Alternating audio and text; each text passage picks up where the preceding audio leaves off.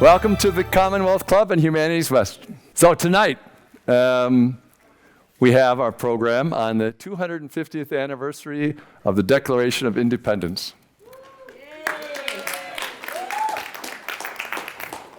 It reminds me in 2016 when our current president ran for the first time. He had those red hats. I don't know how many of you saw it, but there was a meme that went around right afterwards. It was Queen Elizabeth in a red hat, and it said, "Make America Great Britain again."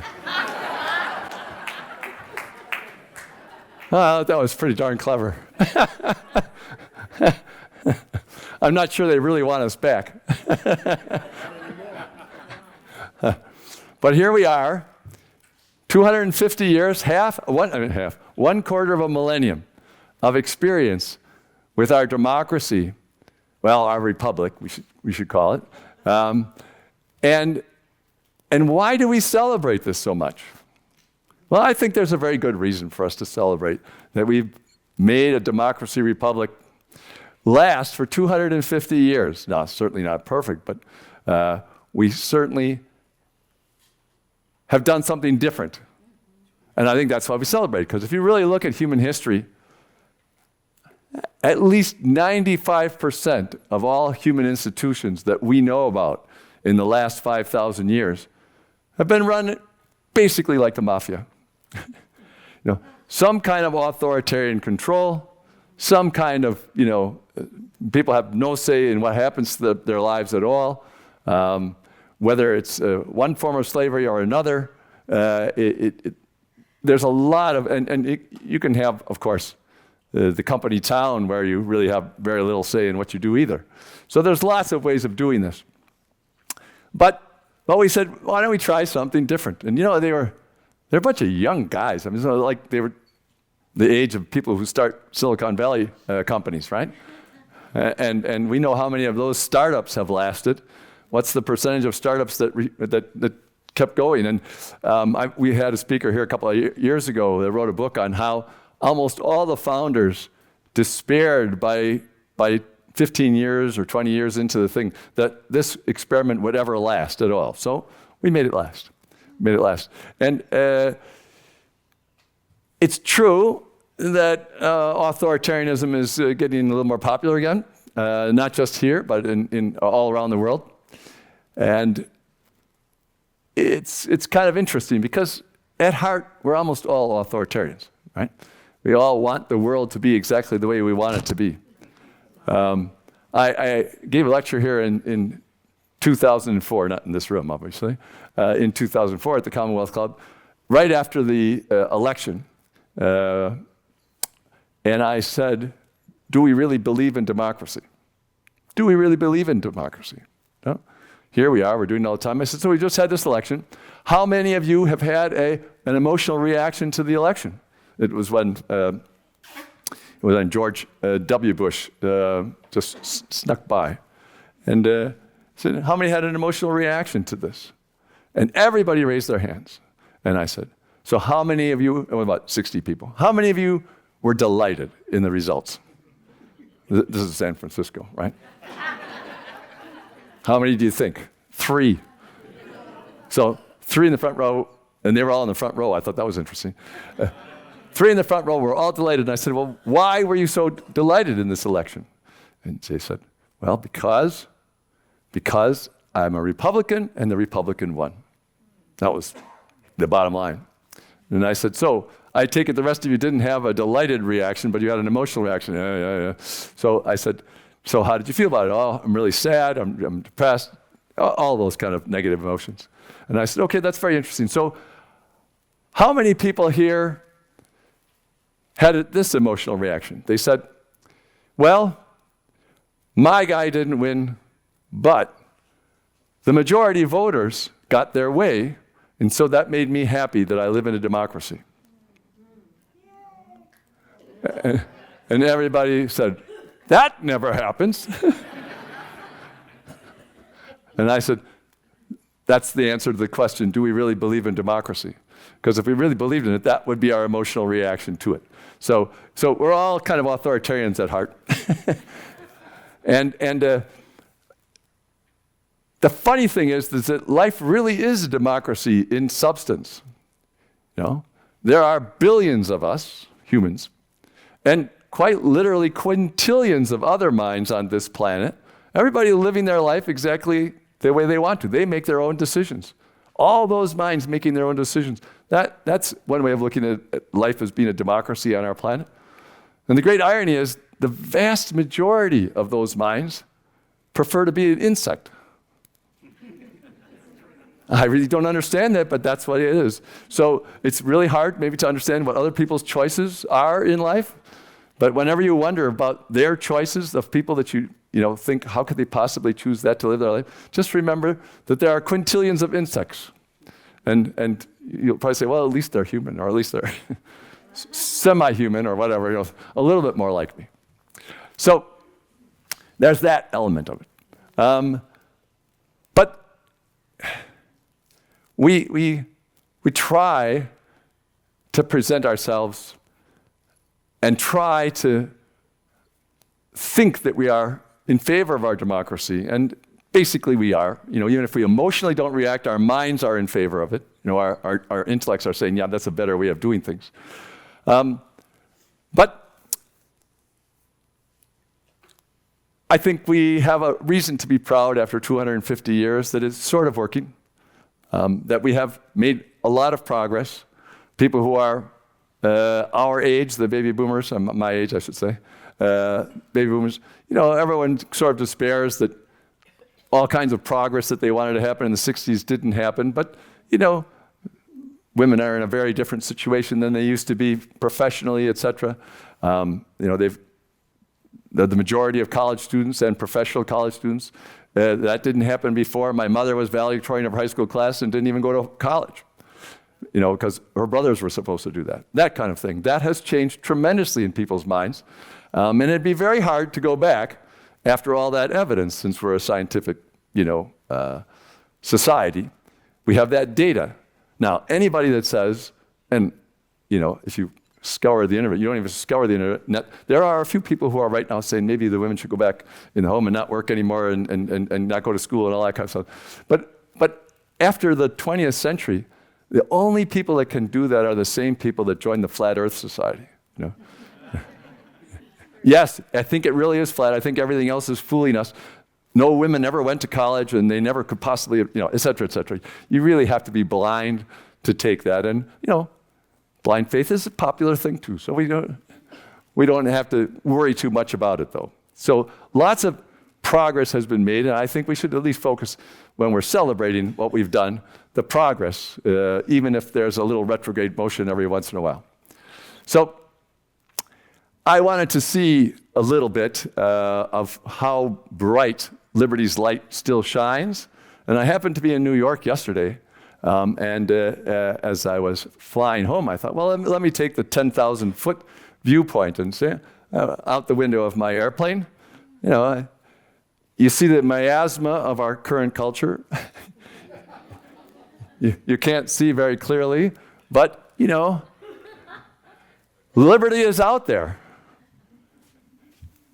And that's why I thought, let's see, where do you think can anybody find her? Getting a little bit closer. A little bit closer.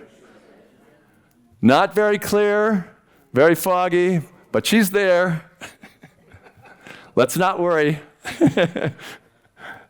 That's our current situation. So I think it's important to remember that it's up to us to make that, and that we should remember when we're doing something that this goes against the grain of our general authoritarianism, and therefore we need to be vigilant and clear about what we're trying to do, and to try to keep our freedoms intact.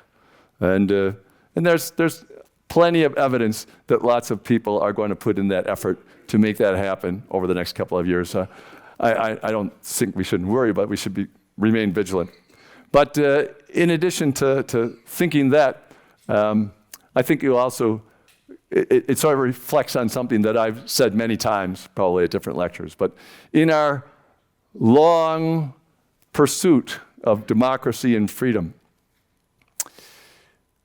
let he who is without authoritarianism cast the first drone.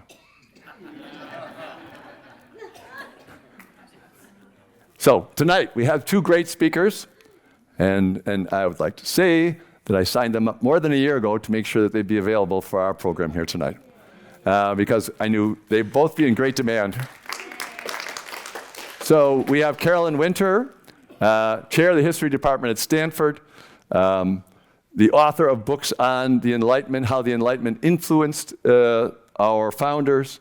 A lot of the ideas, she's a historian of ideas, a lot of the ideas that permeated our culture. And I think it's always important, as she's always good at, is to remember when someone says, everybody was in favor of slavery, or everyone was in favor of this. No, there was a whole spectrum, as there is all the time, of some people were in favor of this, people were completely opposed to it, people in the middle trying to get a compromise between us so they could create a country.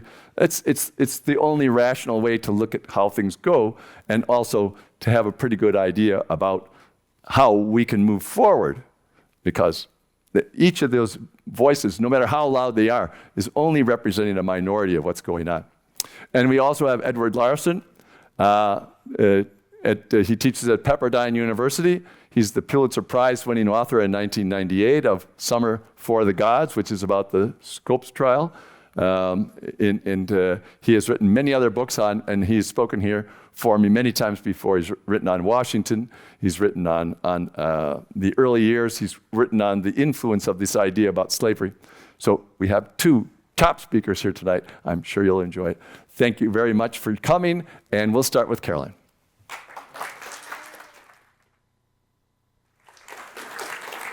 Thank you. All right. Well, thank you, George, so much for that wonderful introduction. And I'm really delighted to be with you this afternoon and with our Zoom audience as well. My job here today is to tell you about some of the links between the founders of the United States and ancient Rome. And so I've posed this as a question for you. Why did the founders love classical antiquity? And so I hope we will have some fuel for the Q&A by the time I get to the end of today's talk. So let me begin by bringing you to ancient Rome. If you maybe had, if you were, I know you were all classics majors, but if you maybe forgot a few of the things that you learned in your classics classes, I want to sort of give you Roman history in a nutshell. So in 3 slides, you're going to cover all of Roman history with us this evening. So, okay, so Rome is founded around 500 BCE, and by 300 BCE, it has begun to go beyond the little. I'm told that this is no. I'm actually moving my slides forward. I do not want to do that. What I want is the pointer. Here we go. Yes, there is the pointer. So Rome is right here, and by the time we're in around 300 BC, it has begun to move beyond the Italian peninsula to the point where here it begins to go entirely over the whole Mediterranean basin and up even to the doors of Scotland and all the way to the doors of the dreaded Persian and Parthian empires, even here to North Africa. So if you climbed into a jet in ancient Rome, if for some reason there was a jet in ancient Rome, it would take you 5 or 6 hours to get from Scotland all the way to the other edges of the Roman Empire over there by the Red Sea. So this is extraordinarily large. It is the largest empire in the history of the world until that time. The previous large empire that won that contest was the Persian Empire, which was feared by everyone, but now Rome has surpassed it. Now, you can, if you have extra time on your hands, do what I did, which is to superimpose Rome on the modern United States. And you can see that we live in a nation that is the size of ancient Rome, only we have the benefit of modern technologies. So to cast our minds back to ancient Rome, we see that this is a people that managed to do all of this without any of the modern communication or transportation advantages that we have today. They had only cobblestone roads, they had aqueducts, and it could take months to cross the Roman Empire, whereas we can actually actually get into one of those jets. Okay, so here's the final of the Rome history slides. This, all of this stuff is going to be on the test at the end of our time here today, so you better be taking good notes on this. So this is the end of the Roman Empire, at least the Western Roman Empire, famously in 476 AD. A zillion reasons why this happened, but a lot of it has to do with tribes from other parts of Europe and Asia entering into the fragile boundaries of Rome and finally penetrating into the heart of Rome itself and conquering the city. So this leaves Europeans and others beyond Europe over the next 1,000 or even 2,000 years with this singular question in that big red star: who will be the next Rome? And we see over the course of European history many, many nations and kingdoms trying to assume the mantle of the Roman Empire. So mighty was it during its 1,000-year embodiment in the ancient Mediterranean. So we have things like the Emperor Charlemagne, who tries to create sort of ancient France as a revitalization of Rome. The Holy Roman Empire, right? It's right there on the tin. And many other political formations have cast themselves in the image of ancient Rome. So Rome leaves us here. Let me get out of your way so you can actually see what's going on. Rome leaves us, Americans, with three stories that we love.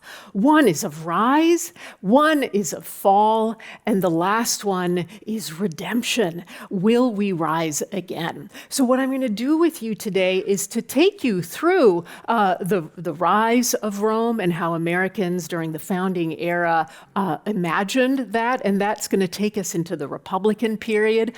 Next, we're going to look at fears or hopes and fears about the fall of Rome. That's going to take us into the imperial period, and then we're going to look at these fantasies of redemption and rising again.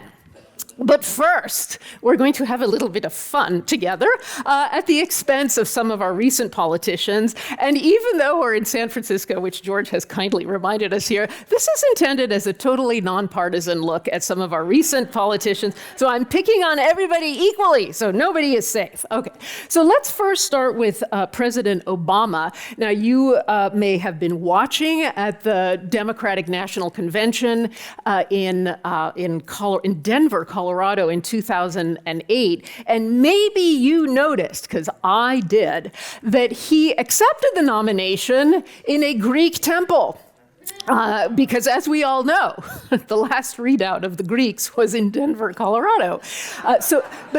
But this was just the beginning of an 8-year campaign by Obama to cast himself as the philosopher king. And he did this through a variety of ways, but one of them was to put on the mantle of the ancient Greeks specifically, even as the press often labeled him as a Roman. So in his sort of late-term tour of modern Greece, he made sure to visit the sites of ancient Greece. And so you see him here in the Acropolis. There's a zillion other pictures of him doing this. So this was not an accident. This was a very thought-through campaign to cast himself as a kind of Plato or a Socrates. By contrast, somebody else who might come to mind. By the way, the images I'm showing you are not ones that I myself created. You can do this at home as well.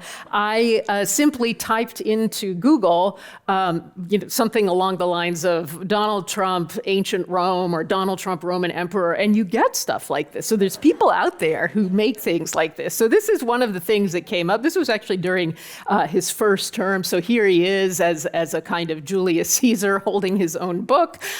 Followed by his various helpful army and other figures. Okay, so this is Trump as a Roman emperor.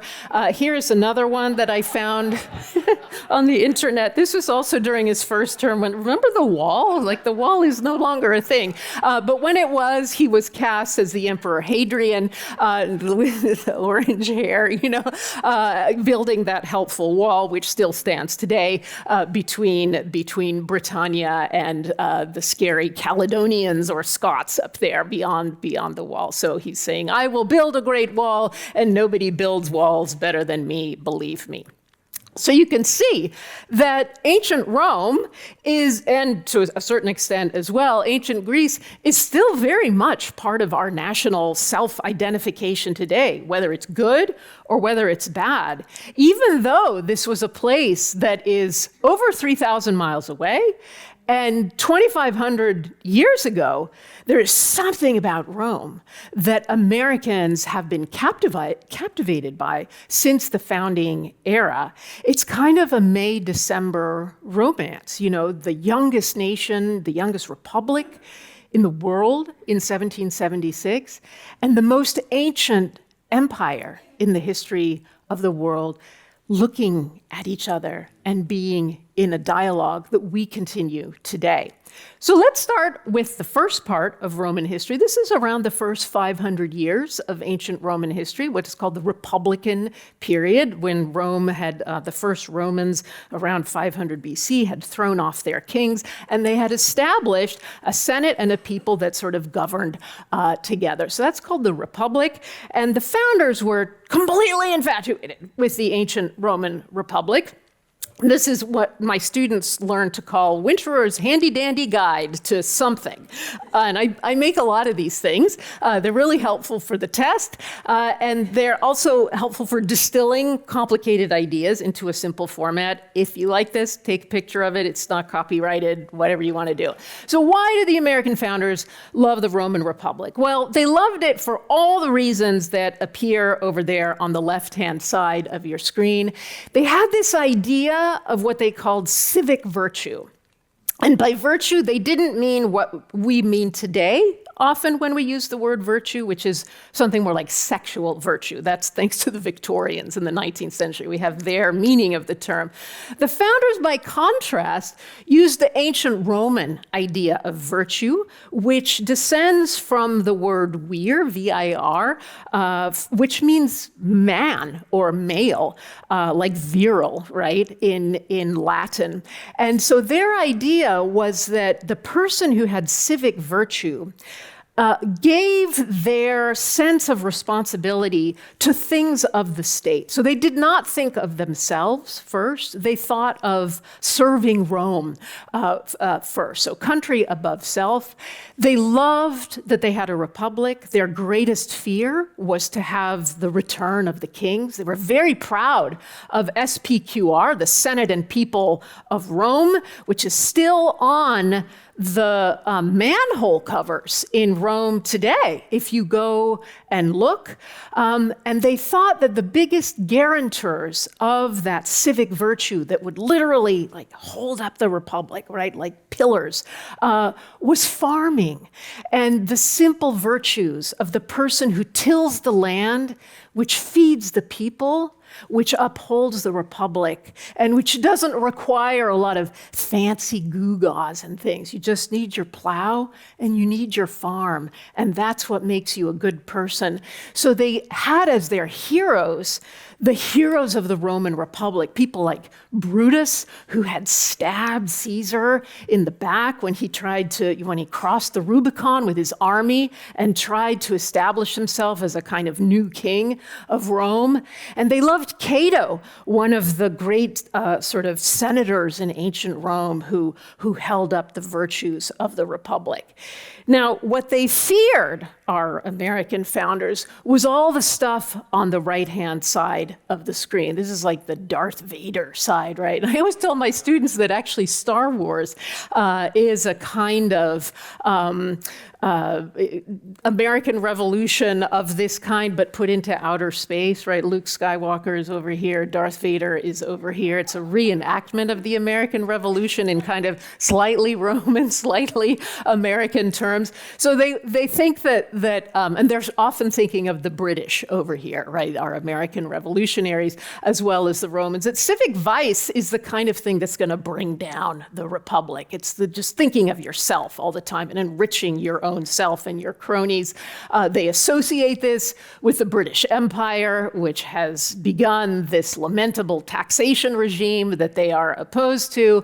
And of course, sitting at the head of the British Empire is King George III himself, who's exactly the same age as the founders, by the way. We often forget this. They're sort of 40-year-olds looking at each other from across the pond. They think that the thing that is going to bring down the republic is also the opposite of farms and simplicity, which is essentially the shopping mall, right? They would absolutely hate, everything that we have today in terms of shopping malls. And of course, they hate the heroes of the Roman imperial period, which is Julius Caesar and bad emperors like Nero, who apparently did not fiddle when Rome burned, but we'll pretend he did for today. So let me take you into some of their obsessions during the American Revolution and the early founding era. This first one is going to be Country Above Self. So this is a very famous painting. In fact, Ed and I were talking about it earlier. This is John Trumbull's painting of how an event that had happened long ago. This is George Washington resigning his military commission. The event itself happened in 1783. By the time Trumbull painted this, Washington, who died in 1799, was long in his grave. But Washington here is performing the primal act of civic virtue, which is to, in his uniform, in his military uniform, he is handing his commission back to the civilian power. And this is what we think of as his Cincinnatus moment. So the ancient Roman Cincinnatus was a guy, sort of legendary, but he actually existed. We don't know a ton about him, but he's just minding his own business, farming his farm in ancient Rome, and suddenly he gets wind that Rome is being attacked. So what does he do? He puts down his plow, he takes up his sword, he fights off the enemy, and then he reaches a critical juncture, which is that he could, because he has his sword, have an army behind him and become a warlord, right? Become a dictator, become a Caesar, become a Nero, but he doesn't. He puts down his sword, and he goes back to the plow, and he returns to the simple and gentle and republic upholding virtues of the farm, which is exactly what George Washington does, and he makes sure that you know that this is a Cincinnatus move. So he very publicly returns to Mount Vernon and begins very publicly to farm. Until he is called back to be the first president of the United States. So this is the Cincinnatus moment when instead of becoming a warlord, he returns his commission to the civilian-dressed civilians over here, and the United States is going to be saved from sliding into the Roman Empire. And by the way, it didn't look like this at all, but whatever. We'll just go with it. We'll go with it also because it's got this nice classical architecture over here with women up there. I think Martha Washington is up there, even though she wasn't there. So, okay, let's keep going. So our civic virtue moment in the 20th century was John F. Kennedy. Ask not what your country can do for you, ask what you can do for your country. Even if you had not received a classical education, even if you didn't know a thing about Cincinnatus, these words resonated with Americans because that idea of civic virtue as putting aside your own private concerns and thinking about your duties to your other citizens and to others in the Republic, that is so deeply ingrained in Americans as the proper thing to do that the president could invoke this and kind of summon the ghost of Cincinnatus into the middle of the 20th century. All right, obsession number 2 for revolutionary and early national Americans is farms. And those of you who are fans like me of the movie Gladiator will recognize the young and handsome Russell Crowe returning to his farm from the imperial frontier of Rome. So let's talk about farming. An interesting factoid for you to take home today is that ancient Rome and the early United States are farming farming states. Up to 90% of the population in both places is in farming. I think most Americans live on farms until around 1900. So it's really a 20th century phenomenon that many people begin to live in cities. So that is one thing in which, Rome and the United States are very much doppelgangers at this time. And they make a lot of fuss about this in the early national period. And they look to our little friend here, Cato the Elder, who says, "It is from the farming class that the bravest men and sturdiest soldiers come." So, good old Roman virtue being quoted there. And here's Thomas Jefferson in the Notes on the State of Virginia in 1787 saying, "Those who labor in the earth are the chosen people of God." That is so Cato-like in its evocation of the republic upholding virtues of the farm. These are words that are emblazoned in our national capital. So deeply do they resonate with us. Let's turn to another case study, in this case, George Washington, who I want to kind of delve into a little more deeply because he is so much wrapped in Roman Republican rhetoric at this time. Here he is in a famous profile picture by a portraitist, a French portraitist who loved to do as the Romans and the Greeks did, which was to show somebody in profile, right, as you would on a coin. And we do our coins like this because the Romans did, right? So appreciate this next time you actually handle specie, and not just putting your phone on the thing that goes bloop.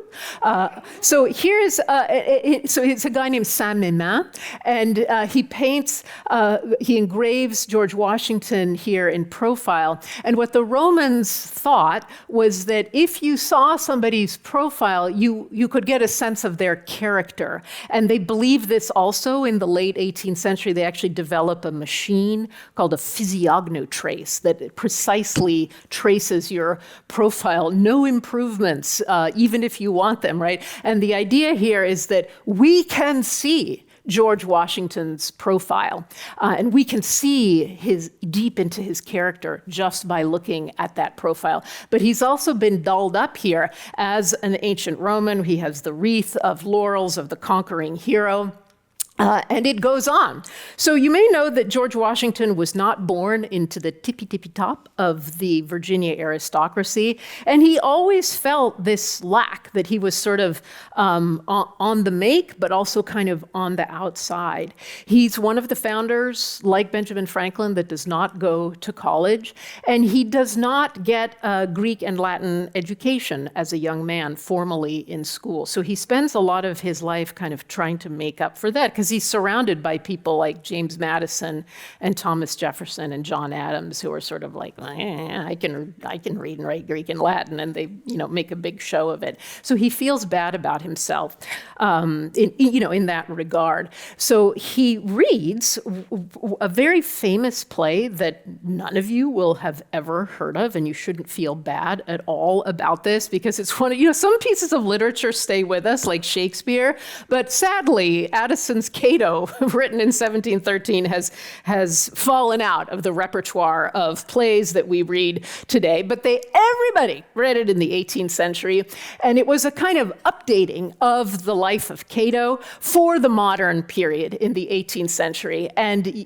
here's an illustration of Cato, being weirdly reading a book. They didn't have books in ancient Rome, but he's reading a book, and this is what George Washington reads in order to try to understand this culture around him that is, on the one hand, Virginia tobacco plantations, and on the other hand, kind of people who think that they are living in ancient Rome. So he loves this play. In fact, he courts a girlfriend by quoting it. It's sort of like role-playing. So he writes this letter to Sally Fairfax: "I should think our time more agreeably spent in playing a part in Cato, and myself doubly happy in being the Juba to such a Marcia as you must make." I love this. Like, I'll be the Juba, you be the Marcia. It's just so weird. We don't often think of George Washington as weird, but to me, this is just sort of like 18th century role-playing. And I guess that's what it was. In the terrible winter at Valley Forge in 1777 and 1778, people's enthusiasm, the soldiers' enthusiasm for hanging around there in the snow and eating, flour cakes cooked on rocks, their enthusiasm is lowering. And so George Washington asks himself, what is the thing that I can do that will really help to raise morale at camp? Well, the answer in the 18th century is what? Show Addison's Cato. And that's exactly what they do at Valley Forge. They put on a showing of Addison's Cato, and, the Americans won the American Revolution. So what can I say? It worked, right? Voila, history. You may know this painting. By art historians, it's called the Lansdowne Portrait because it's made for an aristocratic family in Britain. But we know it as the famous George Washington painting. But it's actually, even though it shows George Washington in the late 1790s, shortly before his death, painted by the very famous painter Gilbert Stuart, we can also learn to decode its Roman elements. So let's do this together. So the first thing he's doing is he's posing like a Roman emperor. Now, you may have observed that I am being amplified in my sound right now, which is great because I don't have to yell at you. But it also means that if there were 40,000 people here, they could also hear me very easily. But before sound amplification, and in oral cultures like ancient Rome and like the United States in the 18th century, remember the Declaration of Independence is a declaration. It is meant to be spoken out loud. They need to have orators who, like me, I'm told this a lot, so if you're thinking this, you're not alone, who gesture a lot. So one of my students asked me this, Professor, if I tied your hands behind your back, would you still be able to talk? And I think I succeed in keeping my hands behind my back for like 1 minute, and then back they come, and I'm gesturing. So, but in the 18th century, they learned Roman gestures in order to tell the room what exactly the speaker, who you can barely hear, is doing way up on the distant stage. So this means I am speaking, and you would have learned this in 18th century gestural manuals. So that's why George Washington is doing this gesture, because he's speaking. Maybe he's, speaking the Declaration of Independence. I don't know. He has on his table the bundle of rods that symbolize the power and unity of the Roman army. I know, I'm hearing some woes out there, and woe is right? Because we associate the fasces with the fascists. But the fascists in Italy in the 1930s are only the latest in a long string of people throughout history who invoke the Roman idea of the fasces in order to symbolize not fascism, but just keeping together, right? The bundle of rods stays together like the bees in a hive. So this is on the leg of the table. That makes it Roman. He's not dressed as a general in this painting. He is in the very sober civilian garb of the black suit and the appropriate for men in the 18th century lace at his collar and spilling out of his arms. So that means that he is not trying to become a warlord. He is going to remain Cincinnatus. And then we have one little concession to ancient Greece in the background, which is the Doric simplicity of this Doric column, which is intended to say, I am a simple farmer. I'm not into shopping malls. Okay, let's move away now from George Washington just for a second, although we'll be back, and look at some Roman architecture in the United States. Now, Thomas Jefferson is a great person to use for architecture because he loved architecture. He just thought it was absolutely fascinating. During the 1780s, for 5 years, he lives in Paris, and he's, doing various things for the United States. And right at the end of his stay, he takes this 3-month trip from Paris down to the south of France, right down almost to the Mediterranean, and then back up to Paris. And when he's in the south of France, he goes to the little city of Nîmes, which at one point was a Roman colony. And so there is this actual little Roman temple over here, sitting in the city of Nîmes. It was actually quite badly decayed before, but they've sort of reconstituted it. So you can still see it today in Nîmes. And he loved this little temple. Now remember, no matter what you read on the internet, the Greeks and Romans did not come to the United States. There's some weird stuff out there. Do not believe it. Neither did the Phoenicians or the Carthaginians. There's all kinds of theories. So this is one of the first times, except maybe what he saw in Paris and on the way down to Nîmes, that he has actually seen Roman stuff, 2,000-year-old things that have the DNA of the Romans on them. So he looks at this temple and he falls in love, and he writes to one of his friends back in Paris, I am gazing at this temple like a lover at his mistress. So he really likes this temple. And he gets together with some colleagues in France and then sends a letter to the United States and says, we should do this. We should do the Nîmes temple as the first state capital, not colonial capital, but state capital of Virginia. And there it stands still today in Richmond, Virginia. This revolution in architecture, which is to make, as of this building, the architecture of the federal, state, and local governments in the United States Roman. And this is a complete break with things architecturally that had been happening in the past. What you might think of as the ye olde colonial things, like red brick with the white paint. That's Georgian, that's the king, that's bad. They don't want it anymore. They sweep it all to the side and they start building white Roman columned temples in which to house the virtuous republic of the new United States. So this is super important. And 10 years later, they do the same thing in a swamp between Maryland and Virginia, which is Washington, D.C. It's one of the first planned cities in the world. And there it sits with we're forever adding to it, right? But it's intended to be the new Rome on the Tiber River that is the Potomac. Sorry, for a sec, I forgot the name of that river that goes through Virginia.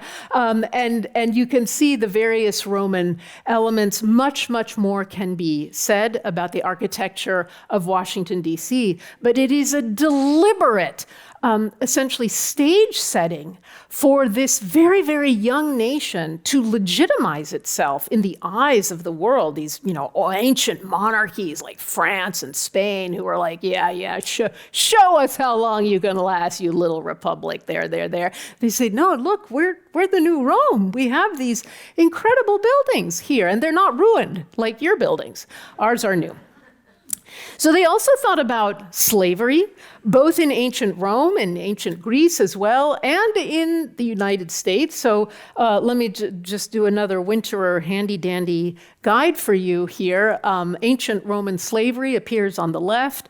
American slavery before the Civil War appears here on the right. And here's some sort of major differences and similarities between the two. In ancient Rome, slavery was not race-based. There were slaves of every ethnicity, every skin color. The sources of slaves were warfare. Rome, like many ancient societies, is a raid and capture society. They just go out and have wars with other people, kill all the men, and bring the women and children in as slaves. So any army in the ancient world is going to be followed by the slave traders in their wake, who are just waiting for the end of the battle to come in and put people into carts for sale in the various emporia of the Roman Empire. We believe that roughly 30% of the population was enslaved in ancient Rome. In the United States before the Civil War, and of course this varies greatly by region, by state, slavery is race-based. The source of slaves is not warfare, it is the transatlantic slave trade.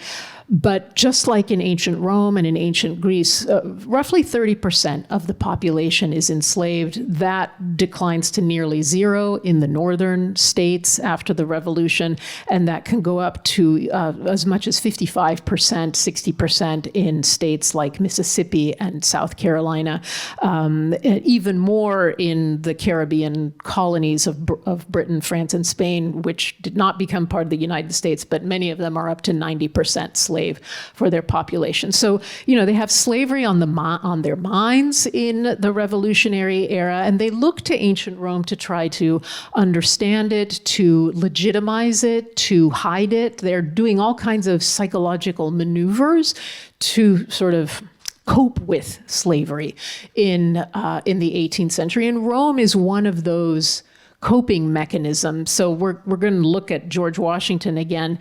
This is a painting of Mount Vernon. When he died in 1799, it is estimated that he had 317 slaves. Here are the slave quarters on Mount Vernon. By the way, if you haven't been to Mount Vernon recently, like in the last 10 or 15 years, they've done a really good job of reincorporating the evidence of slavery into the ground. So I would encourage all of you who might be in Northern Virginia to go and see that. Just like Thomas Jefferson and many other planters in the South, they gave their slaves classical names. I have a student who's done a huge inventory of these, and the most classical plantation has around 18% of classical slave names. More normal is like 8 to 11%. Biblical names are also very common. But here's George Washington. He's got a Caesar, a Juba, a Diana, Alexander, Thomas Jefferson with a Jupiter, etc. And what we can't really figure out is why they did this. And the consensus is that it's a form of humiliation to give a very noble name to someone who they think of as very much beneath them. But they don't really write about this, and so it's a phenomenon that we don't fully understand. But we do know that there are a lot of classical names of slaves in the 18th century. Here's Mount Vernon, again, another place that's well worth visiting. This is also erected as a kind of homage to ancient Rome, so for the planters' self-conception as a kind of Roman an elite Roman, perhaps a senator, who lives on his plantation and is freed for the work of wise deliberation in the Senate because he has slaves at home who are doing the hard work. So this is very much the case at Mount Vernon. You see the pillars out the back facing the Potomac River, and in Mount Vernon itself, and you can go online and find more images, right? But there are these very elaborate classical fireplaces, and here is, a little Cincinnatus, right? A little boy who is at the plow, and here, in sort of white marble, maybe it's wood painted white, but it's unclear. Is this little boy who is kind of coated white, is he intended to represent the slaves who are 10 feet away, or is he intended to represent a white Cincinnatus? Unclear. This is where imagination takes over from our ability to find historical sources. Okay, so we've done the Republic, civic virtue, very important for the Republican period. But alas, the Republic declines into empire, or it turns into empire in 27 BCE when Augustus becomes Caesar. He becomes the emperor of Rome, and the Senate is still there, but it becomes the puppet of the emperor. And for the next 500 years, until 476 AD, Rome has an emperor. Its borders continue to expand, and you get lots of bread, lots of circuses, lots of all the things that we saw on the right-hand side of my handy-dandy chart from you earlier. So let's look at ancient Rome in the American founder's conception. And one of the things that really preoccupies them, as it did preoccupy also Edward Gibbon, whose History of the Decline and Fall of the Roman Empire was published in 6 volumes between 1776, ding, ding, ding, ding, ding, and 1787, ding, ding, ding, ding, ding, Constitution. So he was a member of Parliament. He's watching the American colonies and going, this is being badly mismanaged over here. This makes me, as a member of Parliament, I'm being Edward Gibbon right now, this makes me think about the causes that might bring about the decline and fall of the British Empire. So Edward Gibbon's monumental Decline and Fall of the Roman Empire is about Rome, but he has Britain on the brain. Okay, so what are some of there's over 210 reasons that have been given for the fall of Rome.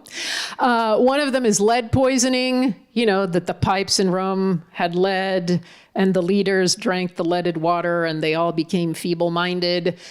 No, don't believe that. Don't believe any monocausal explanation. Imperial overreach is another explanation that has been given. This was very popular in the Cold War when Americans who helped to develop this idea began to look at the Soviet Union and thought, isn't there a thing called imperial overreach? Is it possible that some empires can just get way too big, and that they'll pop like a balloon that gets too big? So maybe that also happened in ancient Rome. So the theory here is that Rome's territorial acquisitions became overly large. You couldn't manage such a large border, and eventually Rome sort of popped, right? Perhaps it was those barbarian invasions that we heard so much about that are going to be on the test. Perhaps it was the corrupt emperors, the bread, the circuses, the spectacles, the Caligulas, the Neros. One historian has recently suggested that Rome, without knowing it, thrived during what he calls the Roman climate optimum, the RCO, that lasted from 200 BCE to 200 AD. And that they were just having this lovely kind of just wonderful rain, wonderful sun, wonderful warmth, not too much, not too little. And that when that ended, they began to decline. And then came the 4 horsemen of the apocalypse, right? When we are starving, we are susceptible to disease, and then we are susceptible to civilizational collapse. So maybe climate change was the cause of the decline and fall of Rome. Edward Gibbon was banned by the Catholic Church because he said, it was Christianity that caused the decline and fall of the Roman Empire. Why? Because Christianity teaches you to forget about this world. You do what you can, but it's really in the world beyond that our happiness lies, and that while we are on this earth, we should turn the other cheek when someone is mean to us, and we shouldn't do what a Roman would do, which is to bop them on the head and kill them right there and think only about this world. That's what a Roman would do. And when Christianity seeps into the ancient Roman Empire, it begins to degrade the sort of manly, masculine, martial virtues of the Roman Empire. The Romans themselves wondered. People like Tacitus looked around and said, ooh, things are kind of declining here in the 1st century AD. And he said it was because Romans declined, their civic virtue declined.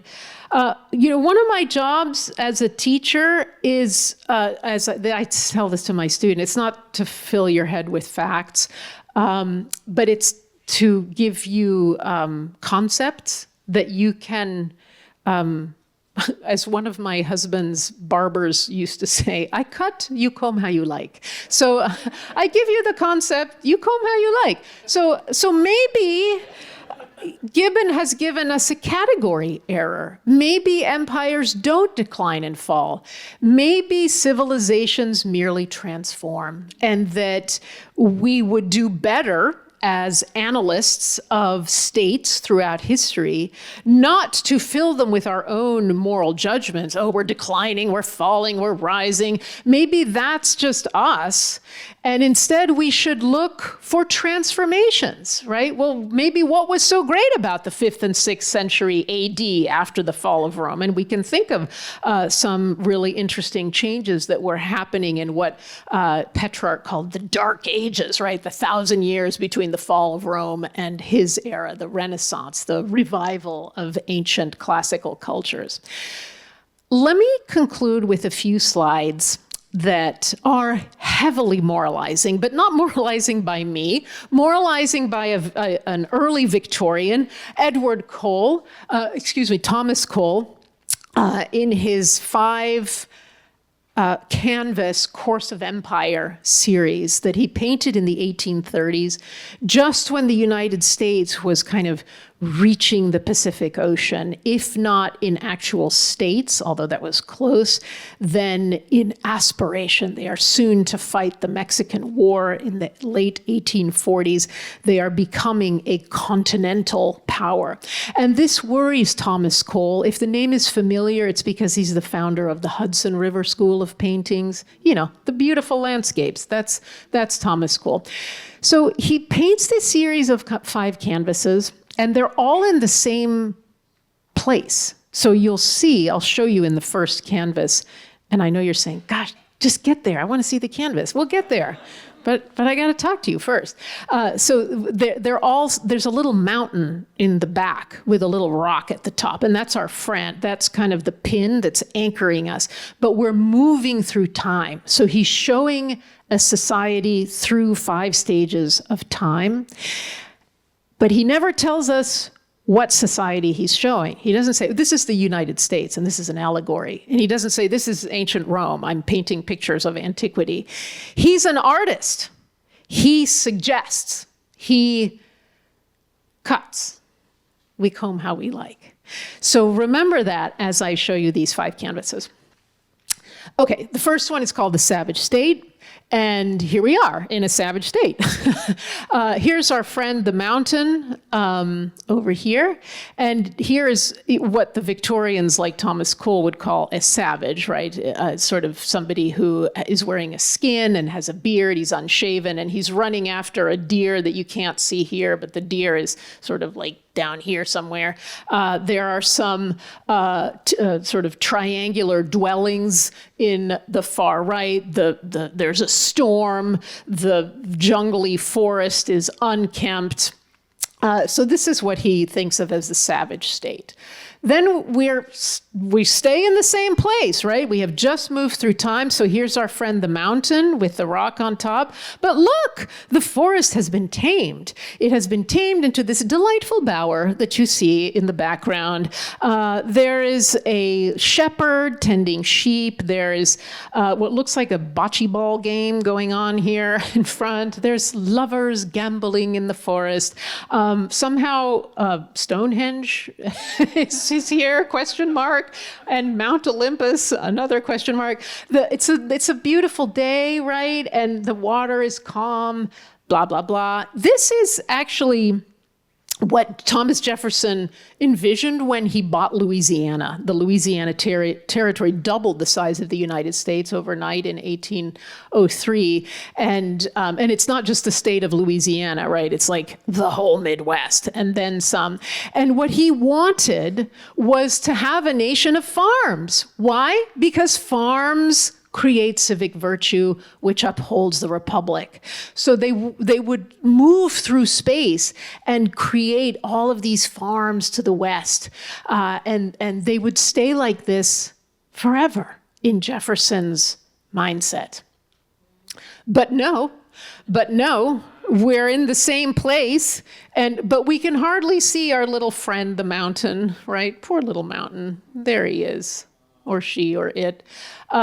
the shopping mall has metastasized and taken over our fair city. Look at all of these gilded palaces on the left. Doubtless they are shopping malls. There's literally a Roman triumphal procession going on this bridge. The water is choked with ships full of, I don't know, shoes from China or something. People are lolling about doing nothing useful. Just potted plants, fountains, and God knows what kind of activities are going on. The word consummation, now it has a sexual connotation, but in the 18th and 19th centuries, it simply means the peak of something. So this is the peak. We're at Canvas 3 out of 5. And then, oh no, look what happens to our fair city. We're in the same place. You can find our friend the mountain. But something has gone terribly wrong because the city is burning. There are soldiers and people are being thrown into the choppy waters.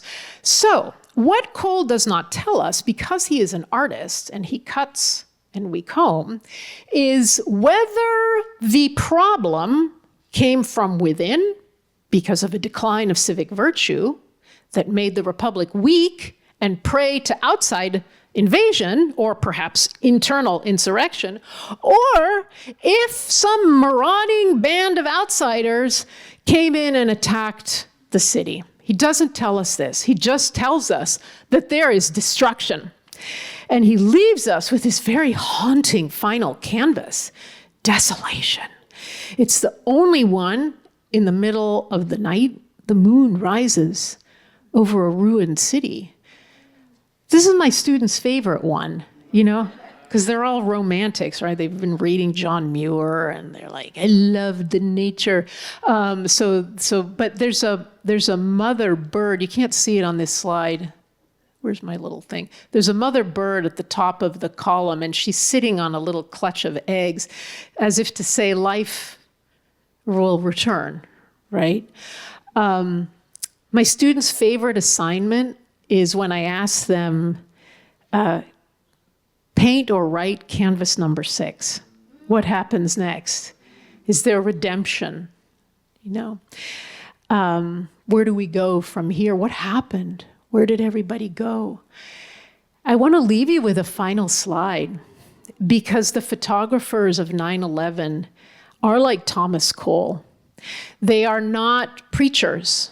They are artists. And so they suggest, they do not tell. And when they photographed the ruins of the World Trade Center, they had in the back of their minds the many other ruins they would have seen as artists in training. And they knew, for Americans schooled on the ruins of Rome and the meanings of that for the Republic, they knew that these ruins would speak powerfully to Americans who always ask themselves, are we Rome? And if we have fallen, can we be redeemed? Thank you.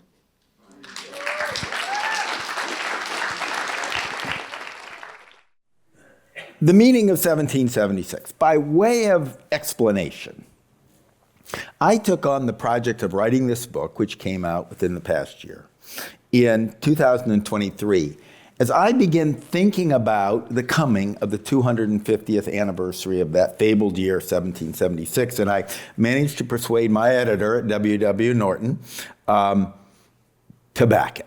And so I appreciate Steve Foreman for that. How I came about it. Americans from the founding era, I knew, having taught the first half of American history for years at the University of Georgia to the multitude of students out there. I used to tell them on the first day of class, there were a lot of them were freshmen, and I was speaking in the fall, and there would be 300 or 450 of them out there, depending on the size of the hall. And I used to tell them that, welcome to the University of Georgia. This is your first class at 7:50 in the morning. And look around you. Georgia, by the way, is free. No charge, and they give you money for your computer and everything. So there's no charge if you're in-state, the University of Georgia. And I say, look around you, you get what you pay for. And then I began. So, Americans, ever since the Revolutionary era, ever since 1776, you can read their words, spoke of the spirit of 1776. But what I pondered was so special about that year. International law recognizes 1783 as the nation's birth year, not when Americans declared independence, but when Britain recognized it. The revolutionary tumult leading to independence began with the Stamp Act crisis of 1765, over 10 years before, and boiled over into open warfare in 1775 at Lexington and Concord and Bunker Hill.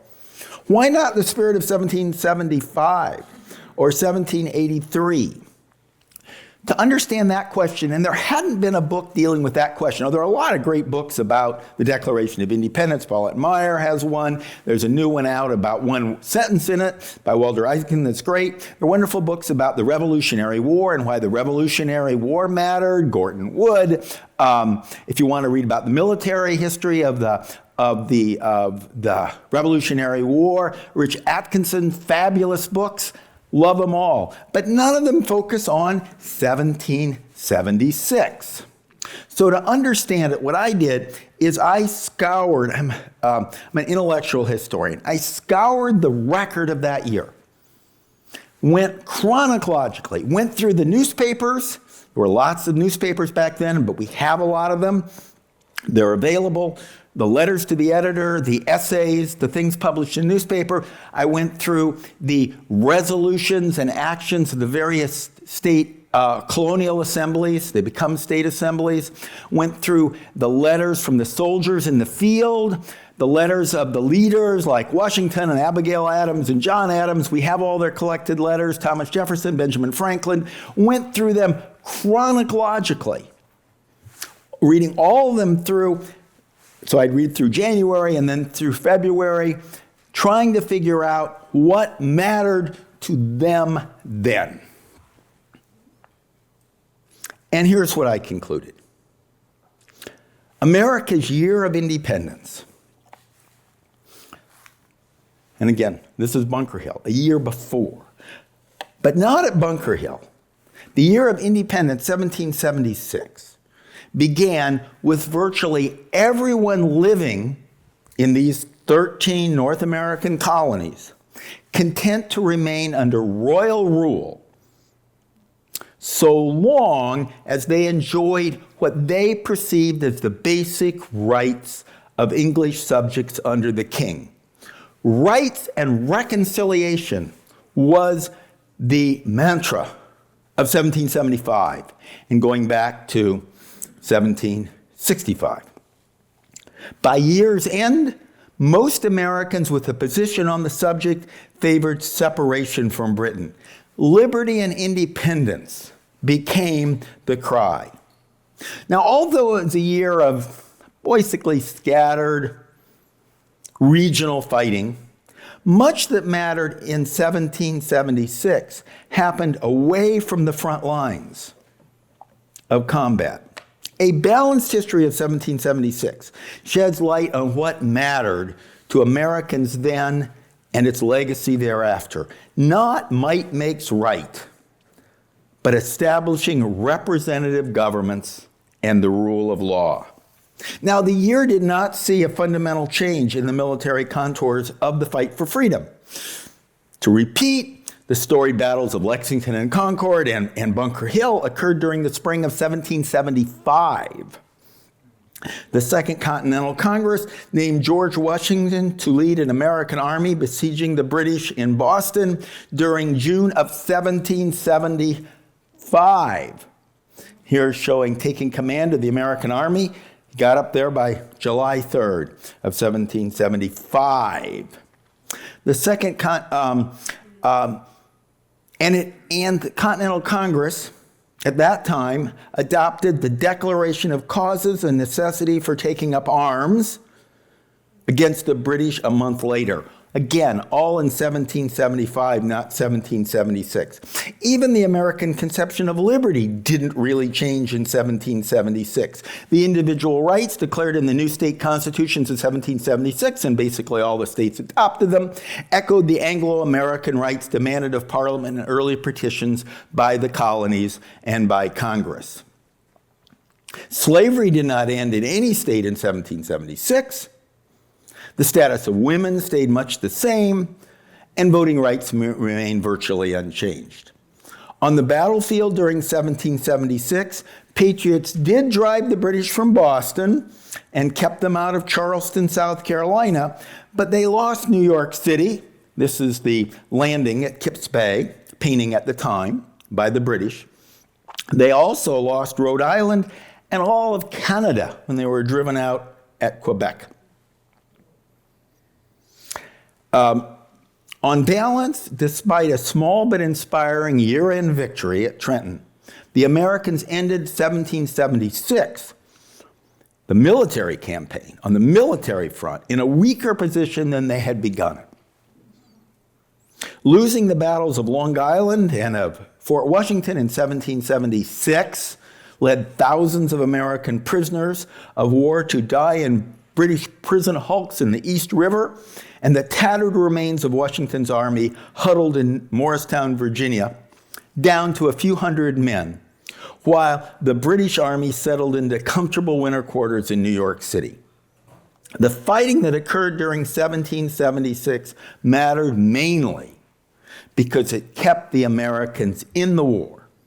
But the battles of Saratoga and Yorktown in 1777 and 1781 brought victory.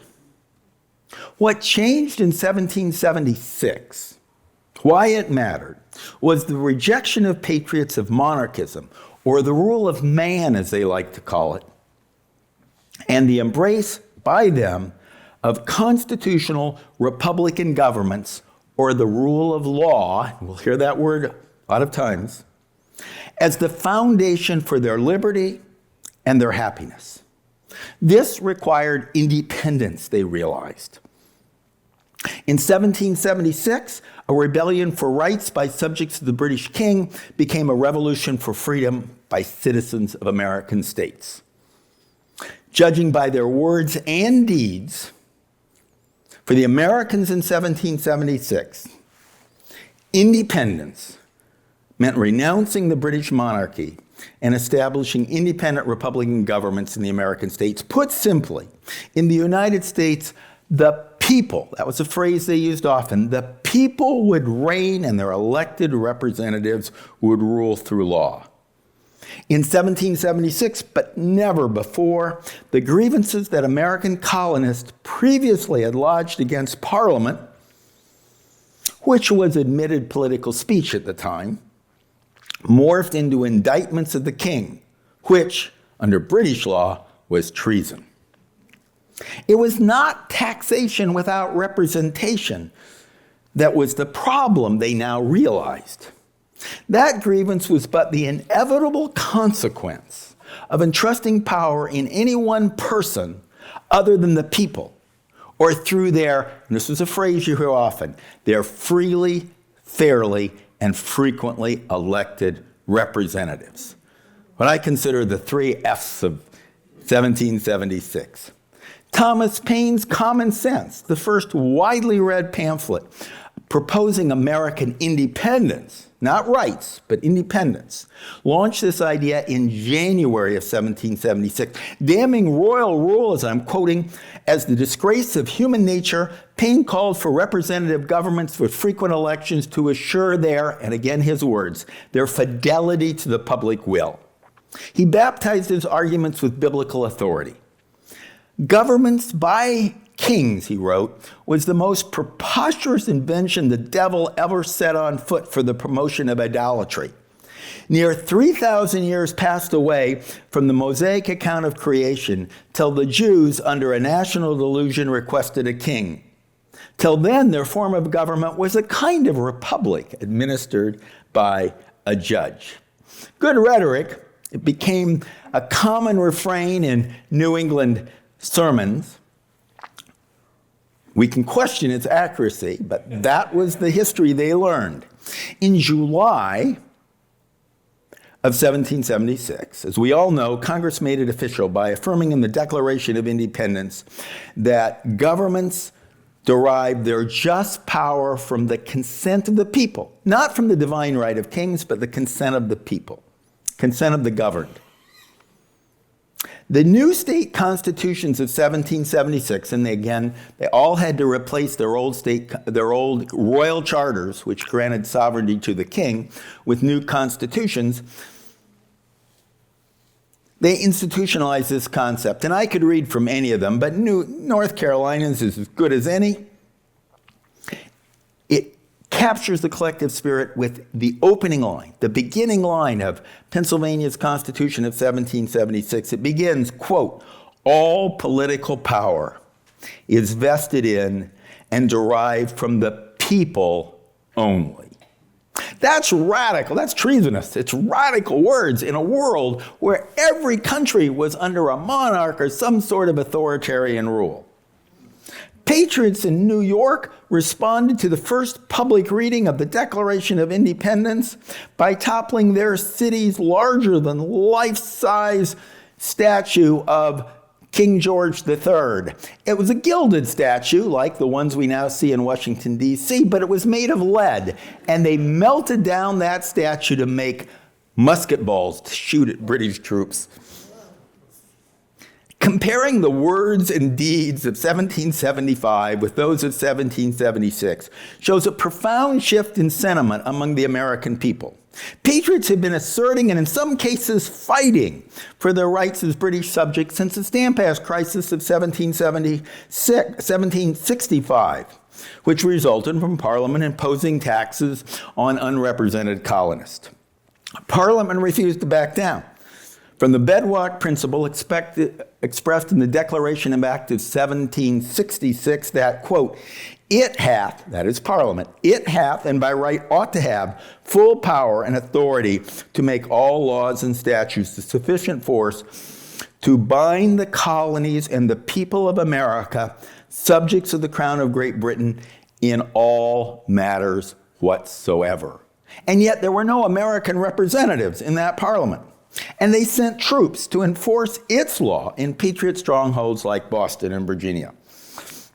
Even with that, colonists did not question their status as royal subjects, but maintained that legislative power over them, including the power to tax, rested with their own local colonial assemblies under the king. Thomas Jefferson showed in a early picture of that period, captured the prevailing patriot view in a 1774 pamphlet, the one that launched his political career, called A Summary View of the Rights of British America. It wrote, "Can any one reason be assigned why 160,000 electors in the Isle of Great Britain," that's the total number of people in England who could vote for Parliament, the House of Commons. Any reason can be given why, assigned why 160,000 electors in the Isle of Great Britain should give law to 4 millions in the states of America. Listen to this line, comma, "every individual of whom is equal in every individual of them." Note the word equal. That's the word that reappears when Jefferson's assigned to write the Declaration of Independence. That's what he means by equal. That is, people with agency in America, like himself, we're equal to anyone in Britain. They can't lord it over us. We're equal to them. The word equal was looking up. No. And the logic of a republic requires that the electorate must be equal, or otherwise it wouldn't be a republic. You'd be in some sort of a monarchy. Now, note, though, that Jefferson's concern here is not with tyranny by Parliament, but by a king. He went on to write, if this were to be admitted that Parliament can rule us. Instead of being a free people as we heretofore supposed and mean to continue hereafter, we should suddenly be found the slaves of not one, but 160,000 tyrants. Again, the concern with Parliament, not the king. This would totally change in 1776. Read the Declaration of Independence. All of Jefferson's accusations in that, the grievances, run against the king, not against Parliament. As the conflict deepened, to coordinate their resistance to Parliament, the colonies sent delegates to the first Continental Congress in 1774 and called a second one for 1775. Before that second one could begin, British troops enforcing Parliament's decree in Massachusetts fought Patriot forces at Lexington, so drawing from the time, and Concord, leading Congress in 1775, as I've already mentioned, to adopt its declaration on taking up arms. It wrote, though, this is 1775, it wrote, "We are reduced to the alternative of choosing an unconditional submission to the tyranny of parliamentary ministers or by resisting by force. We have not raised armies with the ambitious design of separating from Great Britain, but in defense of the freedom that is our birthright as subjects of the king. Rights and reconciliation." Congress then adopted the New England military forces opposing the British in Boston as its army and tapped Washington here. The only painting of him from 1776 by Peale, and that's Washington at Boston Harbor. Boston in the distance. He, of course, was on the other side, and the British were over on Boston, which was then virtually an island. Reinforcing the point that these steps were aimed back then in 1775 against parliamentary overreach rather than royal tyranny, Congress then sent its olive branch petition to George III, declaring the fidelity of the colonists to your majesty's person, family, and government, and asking him to reign in Parliament. Siding with Parliament, the king refused to even receive the petition, and in a speech to Parliament on October 27, the so-called King's Speech from the Throne, which is equivalent of the State of the Union address, he vowed to crush the rebellion, as he now called it, with more warships, more troops, and thousands of Hessian mercenaries. And Hessians back then were viewed as like savage animals, like your picture you had of the savages. An army of 32,000 soldiers was soon to descend on New York in 1776, the largest British military force Britain had ever dispatched overseas in its history, backed up by the largest naval force it had ever assembled. The speech, however, did not reach most colonies until January of 1776, because it took a while in the winter to get across. And when its appearance in colonial newspapers literally coincided to the day with the publication of Thomas Paine's Common Sense, and news that the Royal Navy had bombarded and a subsequent fire utterly destroyed the town of Norfolk, then Virginia's largest city and principal port, the second largest city in the American South. Of course, British forces at that time still occupied Boston. The effect was electric. And once he combined these things, we get the first announcement of George Washington he was supporting independence. He wrote in a letter late in January, "Armed warfare, added to the sound doctrines and unanswerable reasoning contained in the pamphlet Common Sense, will not leave numbers at a loss to deciding upon the necessity of separation."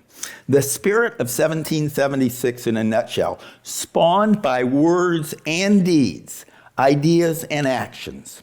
Almost overnight, the king, rather than Parliament, became the target of colonial grievance, and gaining independence under representative governments rather than securing rights under a sovereign monarch became the patriot aim.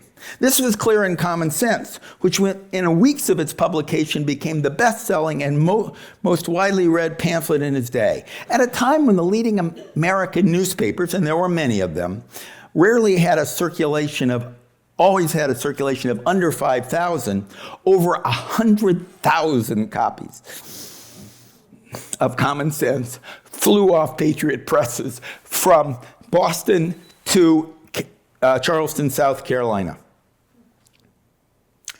And it was widely read aloud in public places. People often ask me why it mattered. Why this document had a huge effect. I think if it was a year earlier, it would have been it wouldn't have made any difference. If it had been a year later, it wouldn't have made any difference. It was timing, that it came at the time of the King's Speech. Indeed, a week later, Thomas Paine brought out a second edition, a week after it's published. And in that second edition, he acknowledged that by noting in an appendix, since the publication of the first edition, a week earlier, of this pamphlet, or rather on the same day on which it came out, the King's Speech made its appearance in the city. Hath the spirit of prophecy directed the birth of a production? It couldn't have brought it forth at a more seasonable juncture or a more necessary time. The bloodied mindedness of the one showed the necessity of pursuing the doctrines of the others. Men read by way of revenge, and the speech, instead of terrifying, prepared the way for the manly principles of independence. Actions and deeds together. That's what made it work. So, offering what his pamphlet depicted as, quote, nothing more than common sense, simple facts, plain arguments, and common sense. Paine opened and closed by contrasting the dazzling idea of Republican rule under freely, fairly, and frequently elected legislators who represented, as he put it, the public will against the grim reality of arbitrary rule by authoritarian monarchs. Monarchies and succession have laid not this or that kingdom only, but the whole world in blood and ashes. Paine affirmed in a line that became an American statement of faith. Of more worth, he wrote, is one honest man to society and in the sight of God than all the crowned ruffians who ever lived. And he doesn't say king here. He says crowned ruffians. Well, Paine's soaring words gave voice to an emerging spirit that lifted colonial resistance to imperial tax policy into a global revolution for liberty under law. Ideas to be accepted must be articulated. And what Common Sense gave patriots was a new lens to make sense out of what was happening to them. The cause of America, he wrote, and this is still Paine, this is Adams up here, because I'll get to him in a second. As Paine proclaims at the outset of Common Sense, the cause of America is in a great measure the cause of all mankind. Think of that. That's not just a revolution here. It's the cause of all mankind. And he closes it at the end of the document. We have it in our power to begin the world over again. Not since Noah's day have people had this opportunity, he wrote.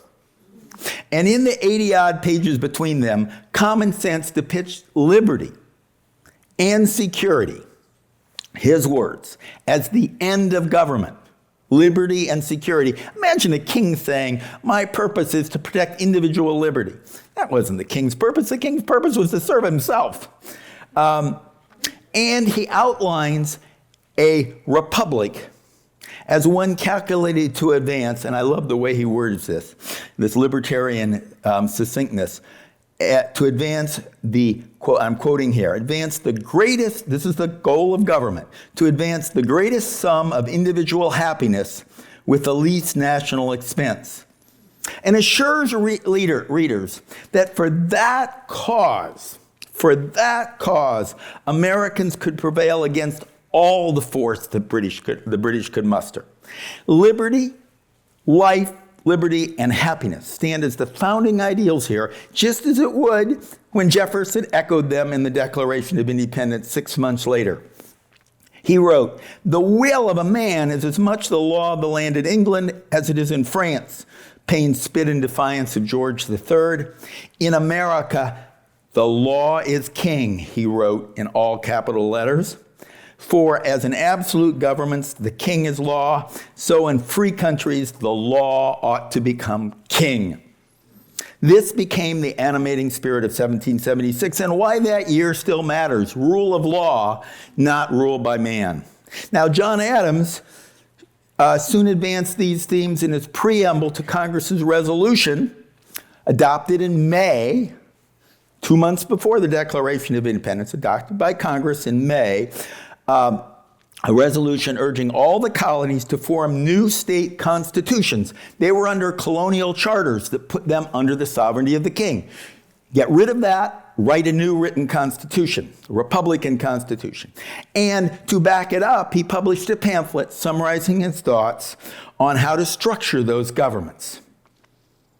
He wrote, "Whereas His Britannic Majesty has excluded the inhabitants of these united colonies for protection of his crown," Adams's preamble declared, "it is necessary that the exercise of every kind of authority under said crown should be totally suppressed, and all powers of government be exerted under the authority of the people." This, his pamphlet noted, required a written constitution for each now sovereign state, which was then a novel idea. Every state adopted them, or virtually every state adopted them that year or soon thereafter. And those were the first written constitutions in the history of the world. Nobody had done that before. But what he believed was that only a binding supreme constitution that included a Bill of Rights assured that legislative rule wouldn't turn into a tyranny of the majority. Asserting, like Paine, that the happiness of the people, and this is a document, I think the greatest thing Adams ever did was this pamphlet which came out in May called Thoughts in Government. Asserting, like Paine, and I'm quoting here from Thoughts in Government, that the happiness of the people, the great end of man, is the end of government. Can you think of George III saying that? Or Louis XIV or Christian IV? And then he wrote out, "The form of government which will produce the greatest quantity of happiness is the best." Now, republics, he argued, do it best if they represent the people, but offered that only by having enduring constitutional structures that assure free, fair, and frequent elections. He wanted annual elections for the lower house of each legislature, as did Paine, and contain a declaration of rights to assure individual rights of the individuals, the minority, and prevent concentration of, quote, all power of government in any one person or body. Republicans, he wrote, are governments of laws, not of men. Adams closed his pamphlet with a flourish. When, he asked, with an exclamation point, when, he asked, had a people full power and a fair opportunity to form and establish the wisest and happiest governments that human wisdom can contrive. To him and to other patriots, 1776 was less about defeating the British than establishing representative governments and securing individual rights. Jefferson totally agreed with this. When he was supposedly writing the Declaration of Independence, which actually only took him a day or a day and a half, he was spending most of his time working on drafts of the new Virginia Constitution, because the the legislature back in Williamsburg was working on it, and he wanted to be there. And he wrote in a letter in May of 1776, "In truth it," referring to the Virginia Constitution for his state, "in truth it is the whole object of the present controversy. For should a bad government be instituted for us, it would have been as well to have accepted the first bad one offered to us from Britain without the risk and expense of contest." Answering the question, what is independence, in a letter to his wife, Adams stated in April of 1776, "It is a representative government in every colony, a confederation among them, and treaties with foreign nations to acknowledge us as a sovereign state. No mention here of a Declaration of Independence. Franklin, in the midst of it all, after participating in writing the Declaration of Independence and chairing several committees, after he was named to go over to France as the first ambassador to try to get that treaty, he stayed around to chair the convention drafting Pennsylvania's new constitution during the summer of 1776. There and thereafter, these new constitutions of 1776 served as footing for the Declaration of Independence, which stamped its authoritative impact on the year's meaning. We hold these truths to be self-evident. It's the original copy. Its lofty and lyrical preamble proclaims that all men are created equal, and they are endowed by their Creator with certain unalienable rights, that among these are life, liberty, and the pursuit of happiness. That to secure these rights, governments are instituted among men. That whenever any form of government becomes destructive of these ends, it is the right of the people to alter and abolish it. Like common sense, like Adams's preamble to the Resolution on Independent Governments and the resulting new constitutions, the Declaration of Independence then listed most of the text, listed the arbitrary and invective abuses of unchecked authoritarian power. Quote, the history of the present King of England is a history of repeated injuries and usurpations. It began, leading to the resounding resolution at the bottom. We therefore declare that these united colonies are, and of right, ought to be, free and independent states, absolved from all allegiance to the British crown. By replacing reigning monarchs and ruling lords with elected leaders, gave impetus to the principle of equality under law. In Britain, there wasn't equality under law. Oh, sure, the Magna Carta famously declares that the king is under law, but he's under a certain law. The king has certain rights. Below him, the House of Lords, nobody elects them. They have certain rights. The barons have certain rights. The freemen have certain rights. And the serfs, which are most of the people in England working in the manor, they have other rights. There's not equality there. That's not what they had, they thought. And in Adams' thoughts on governments and in the new state constitutions, all of them had every branch of the state government directly or indirectly dependent on voters. Unlike the previous colonies where the governor was typically appointed by the king and the upper house of the colonial legislature. Sure, there were still vast limitations in the sense that the patriot leaders by meant it when they said all men are created equal. They knew what they were writing. They meant free adult males who owned at least some property or paid taxes. But in America, most free adult males could own property or have pay taxes, had to do one or the other. So they were talking about people with agency. But this created a vastly more representative electorate than in England. In the least representative colony, there was sixfold more people who had voting privileges than in England. And England at the time had the most representative electorate of any major nation on earth. Among the reforms of 1776, none mattered more than constitutional government under rule of law. By replacing reigning monarchs and ruling lords with elected leaders, American independence gave impetus to the principle of equality under law. In England at the time, as I said, English status came from birth, not in America. In America, virtually all Americans at the time, none of them were born as lords. Sure, some had gained great wealth, some had become successful lawyers like John Adams, some had acquired wealth, but their wealth, some held powerful political posts in the colonies, but none of them came from ennobled or long-established families. Virtually all of them or their recent forebears earned their wealth and gained their position in America, where economic and political opportunities existed for free white males. In 1776, most Americans likely accepted the self-evident truth of the historic phrase in the Declaration of Independence that all men are created equal. Now, perhaps Jefferson, okay, got his picture somewhere. Perhaps Jefferson, that's Trumbull's picture of Jefferson,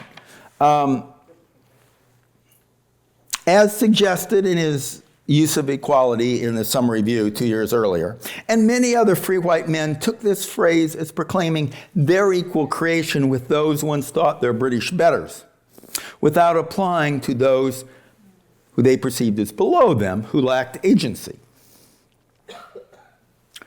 Like women, like children, like indentured servants, and like enslaved people. In 1776, when Virginia and Delaware used similar words in their constitution, all men are created equal, they specified that they only applied to men in society, which was meant to exclude Native Americans and enslaved blacks and women. For northern states, however, when they used such words in their state constitutions, or in some states, Benjamin Franklin was the president, he was already president of the first abolitionist society in the history of the world in Pennsylvania, and he led the writing of the Constitution in Pennsylvania. So the Virginia one, if you read through it, it says this equality applies to all men in society. Franklin tweaked that beginning and put in the Pennsylvania Constitution of 1776, not that all men are created equal. No, that pushes it back too far. He put in that all men are born free. That was picked up in the Massachusetts and New Hampshire Constitution. And indeed, Pennsylvania then becomes the first state to abolish slavery by statute in the middle of the Revolutionary War. And when an enslaved Massachusetts woman read those words in the Constitution, all men are born free and equal, she, Mumbet was her name, when she heard that phrase quoted in her state's constitution, she went to court. She demanded and received her freedom in court, and that ended slavery in Massachusetts in the middle of the war. Well, in the next century, opponents of slavery and advocates of women's rights understood the assertions in 1776 about equality under law as applying to them too. In 1848, Elizabeth Clanton Stanton began her Seneca Falls Declaration of Sentiments by paraphrasing the Declaration of Independence. We hold these truths to be self-evident, that all men and women are created equal. In his 1852 speech decrying American slavery, the title was, What to a Slave is the 4th of July, Frederick Douglass professed to, and I'm quoting from him, draw encouragement from the Declaration of Independence and the great principles it contains. 2 years later, when Congress opened the door to slavery, slavery's western expansion through the much maligned Kansas-Nebraska Act, Abraham Lincoln, shown here at Peoria, where he made this speech, stated, the spirit of 1776 and the spirit of Nebraska are utter antagonisms. Well, such affirmation and others like them demonstrate the ongoing significance of 1776. Its ideals established and sustained the American liberty and equality under law. The sun never shined on a cause of greater worth, Paine proclaimed at the outset of that epic year. 4 decades later, after each man had served as president, John Adams asked Jefferson in a letter. He wrote, "What do we mean by the revolution?" And then answering his own question, and Adams was wont to do, he then writes, "The war? Question mark. That was no part of the revolution. It was only an effect and consequence of it. The revolution was in the minds of the American people, and it was all over by 1776. Adams's words. That revolution in human thought recognized the ideals of equal creation, inalienable rights, representative government, and the rule of law as self-evident truths, with those individual rights of life, liberty, in the pursuit of happiness, becoming the beating heart of the American dream. Thank you.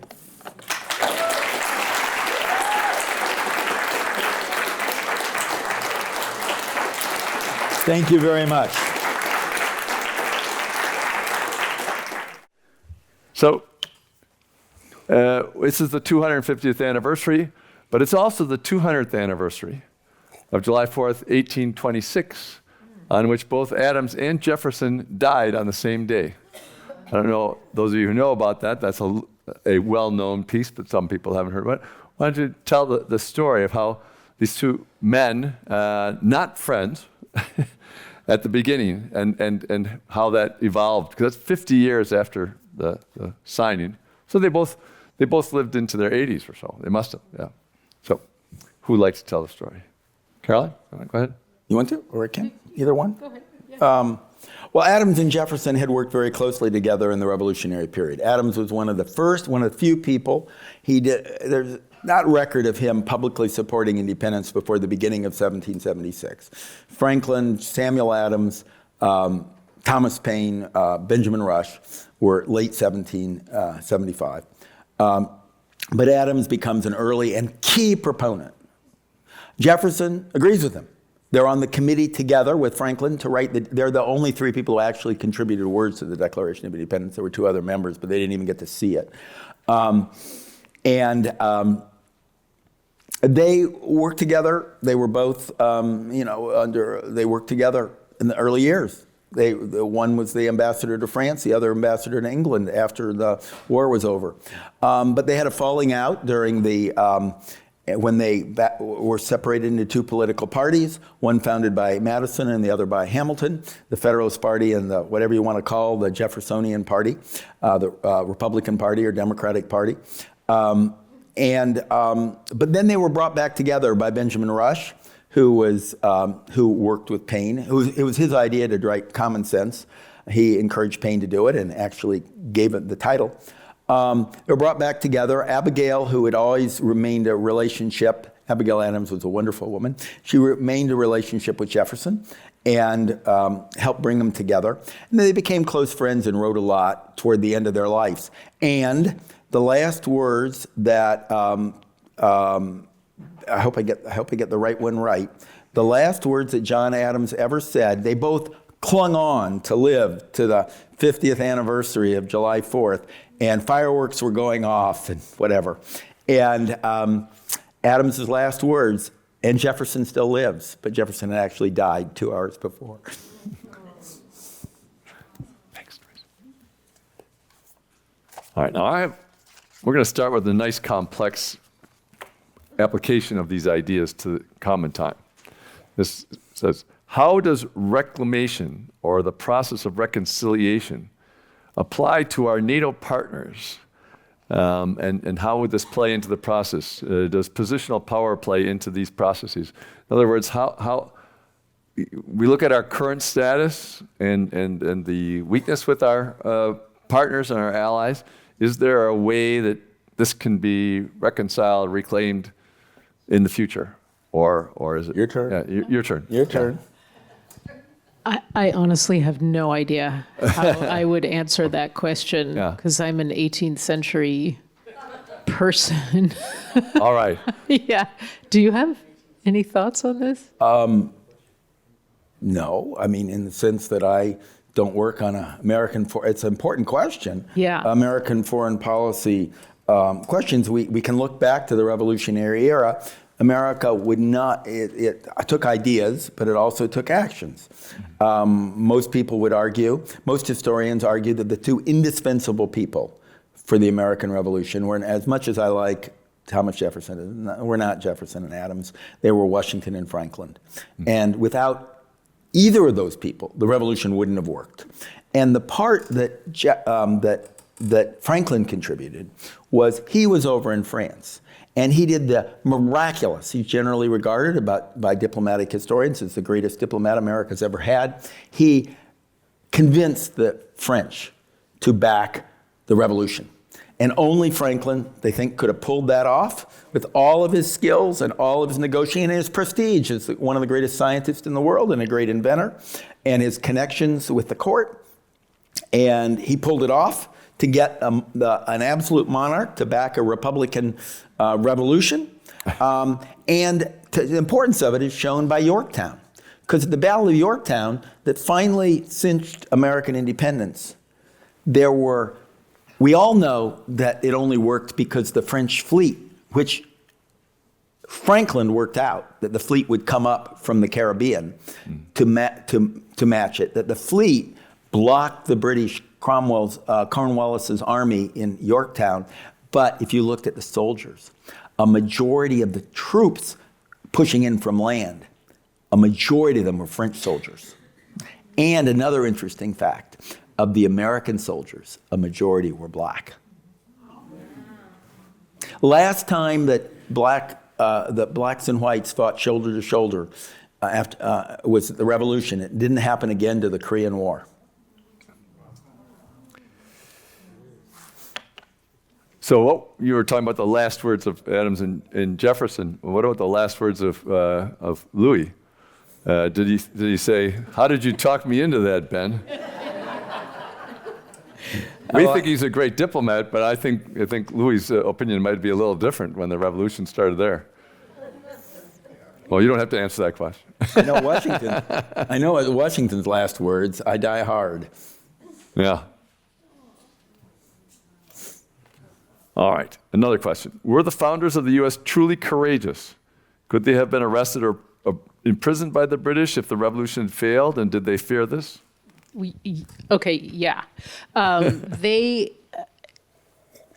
not only could have, because as we were told in the previous lecture, this is treason, right, to speak against the king. And there were Americans, quite distinguished, people high up in the government who were captured and imprisoned. And one of those was the president of the Continental Congress, Henry Lawrence, one of the largest slave owners in the South and very involved in the his home state was South Carolina, very involved in the revolutionary effort, and he was captured on the high seas and imprisoned in the Tower of London, where he was refused the use of a pen during his time there. And we actually, in the Stanford Archives, if you're ever down there and you want to see some cool stuff, there is a pamphlet that he managed to get into the Tower of London, and you can see some of his Henry Lawrence sort of scrawling in pencil there. So I would say that they were very courageous. It takes a lot of courage to throw away everything you have ever known at the most fundamental level, and changing from a monarchy to a republic is much more than changing people in a changeover in a legislature or electing a new president. To live in a monarchy means, especially in the 18th century, and the world is run by monarchies at this time, this is a world of hierarchy. You have betters and you have inferiors. And in a way that's very comforting. There are ways in which, of course, it's irritating if you're not at the top, right? In which case you think it's great. But they imagine that the universe is hierarchical. God is at the top, and then the rocks are at the bottom, and they have this idea of the great chain of being and all life forms. This is before Darwin, so all life forms are arrayed in this singular ladder, and every species has its place.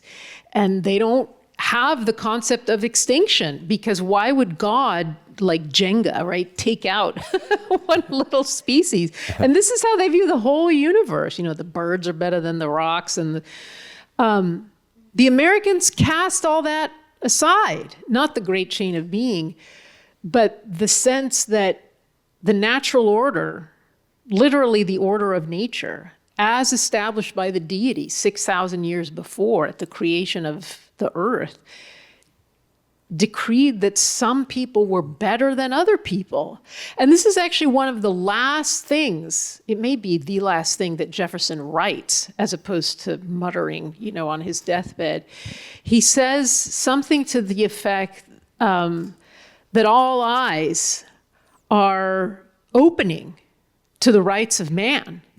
And to the idea that men were not created to be booted and spurred, like a horse was, and ridden, but instead to stand as equals. He says it more eloquently because he's Jefferson. You can find it out there in the Googleverse. To do that requires vision, and it requires enormous courage. You can be killed by the British troops, and many Americans were. 25,000 died. And in a long war, very, very long war. We've had few wars that have been as long, and it's entirely fought in the American theater. There isn't like some battle in Britain, right? It's all here. That took courage. Mm-hmm. Whatever you might think, about the American Revolution, et cetera, I think that took great courage. Now, I would add that I think that the Americans were ready to do that because unlike in England or in France or Russia or wherever you were, where you were basically became what your parents were. If your parent was a cobbler, you became a cobbler. You're lucky to do anything else. And if your parent was a king, you were the king. And if your parent was a farmer, you were a farmer. In America, they had experienced the opportunity of coming to a new land which was open to them as long as they pushed the Native Americans out. And they could become rich. Some of them did. Jefferson's father, Washington's father. Franklin started as an indentured servant, fled indentured servitude in Boston and went out to Philadelphia and became one of the richest people in the colonists by developing the printing operation that he had printing presses all the way from Nova Scotia to the Caribbean. He was a great entrepreneur. So they had experienced this ability to rise up because they were in a new land. Adams father was a farmer, he could become a lawyer. You had this opportunity. And that's why I think that they felt this equality and they didn't like the British taking away the Quebec Act, taking away the frontier, because they viewed the frontier as the future. But this was, I totally agree, this was a tremendous risk. And it's captured, Franklin was also the first great American humorist. Of course, his Silence Do-Good letters, Poor Richard's Almanac, his very witty aphorisms. Well, famously, when they signed, didn't originally all sign the Declaration of Independence. Originally, it was only signed by John Hancock, and then attested by the Charles Thompson, who was the secretary of the convention. But then they all came back, and over the month of they had a formal signing after the parchment copy was made, because the first copy was not parchment, and they printed a parchment copy. And then they all came back and signed it, or most of them got around to signing it. And Hancock famously declared, folks, to make this work, we gotta, and because this Congress was made up with the leading elites of all the colonies, we gotta all hang together. And then famously, loud enough for everybody to hear, Franklin said, or we'll all hang separately. Can I just add one more thing to that excellent question about courage? One thing that is perhaps useful to remind ourselves of is that there are 26 British colonies in the Atlantic at this time, not 13. There's a lot of other ones. Right. And many of them are way more valuable than the North American colonies. I mean, what's Boston got to offer? Really? I mean, cod. It's the slave colonies of Jamaica and Antigua, Barbados, et cetera. That's the real money for Britain. And that's why it moves to secure it late in the American Revolutionary War, because they don't want to lose that. But if at any moment the revolution could have failed and the colonies would have sort of melted back in to a very sort of stable and growing British colonial empire. That's where the future lay. And so it was weird and anomalous after 300 years of European empires growing. Here was this first decolonization movement, the first of the next 200 years, right? The 20th century was all about decolonization movements, but it has its roots in the American Revolution and the French Revolution, which is only a decolonization movement in Haiti. But, they were doing something that was anomalous and fragile. And the British and the Spanish and the French were aware of that. They weren't like cheering on the Americans, they're sort of ready to gobble it back up the second they're done with their little, strange flurry of activity, which is how you explain the War of 1812. The British just sort of want to come back in and re-tack on their colonies back into the British Empire. We, in the United States, we teach the American Revolution in a very particular way, which is not how the rest of the world teaches the American Revolution. They don't, first of all, teach it at all, because it's such a minor thing for them. They certainly don't go gung-ho on the patriotism and the courage. But it's very important to remember that this requires courage in part because it's such a weird thing to do that people are ready to just stamp out and forget about, the moment it is going sideways, which it does at many points in the Revolutionary War. So I just wanted to add that about the 26 colonies. And the Continental Congress. The First Continental Congress and the Second Congress, the Patriot leaders, tried hard to bring those other colonies, those other British colonies, into the war. We have all their letters that Hancock and the others sent to Barbados, sent to the Bahamas. We sent an invasion force into the Bahamas under a naval force into the Bahamas and captured it for a while to try to bring Bermuda in, to try to bring those in. And we also, the first thing Washington did, in 1775, he sent 2 armies up to capture Canada, pincer armies, one led by Benedict Arnold up through Maine, and the other one led by Montgomery up through New York, Lake Champlain. That one took Montreal, and they homed in to try to take Quebec, which was the key. They were held back because the formerly French colonists resisted the Americans because they were French Catholics. And they knew that the Puritans hated Catholics. They viewed Catholics, Papists, as satanic.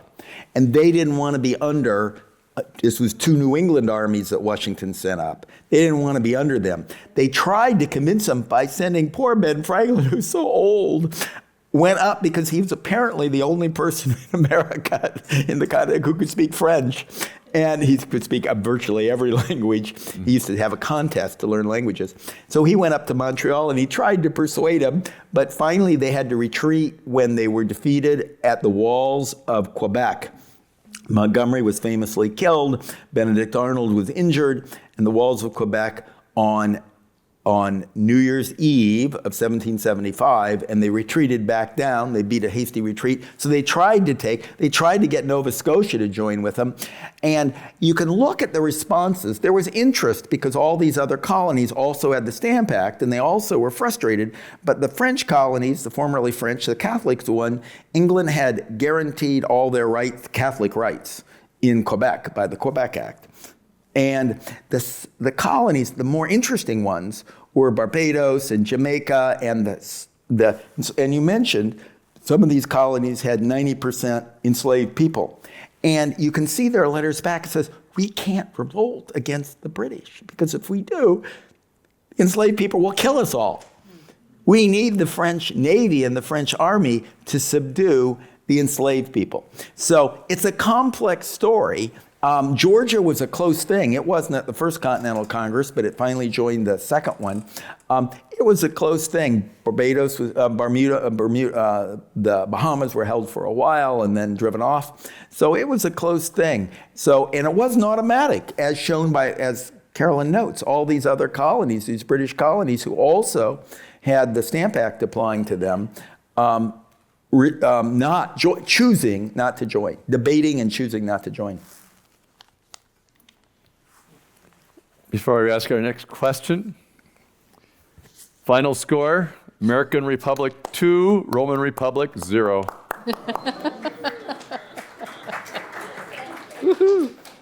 It's going just as well as this program is. So, since the French contribution to American independence was so decisive, this question is, do you feel that the Americans and the American government and everything has shown enough gratitude to the French over the years? I mean, we took the Statue of Liberty, that was a gift from them. But in our current time, we always keep teasing the French for not being good at war. What do you think? Do you think after 250 years we should still be thanking them? So they're our oldest ally, and they provided the generals, the bullets, and a lot of other good things, and the uniforms for the American Revolution. And then it was the American Revolution's costs that bankrupted France that then led to the French Revolution, in which Marie Antoinette and Louis XVI lost their heads on the guillotine. So we kind of do owe them, I guess. There's Normandy, obviously. But the French have given so much to the United States as well. I won't say French fries because, they're not, I'll just tell you, my mom is Belgian, and the fries are better in Belgium than they are in France. So if you want French fries, go to Belgium. I think it would be a shame to lose this beautiful, long relationship of mutual admiration for the extraordinary and inspiring ideas that occurred in what were called the sister republics in the 18th century, the United States and France.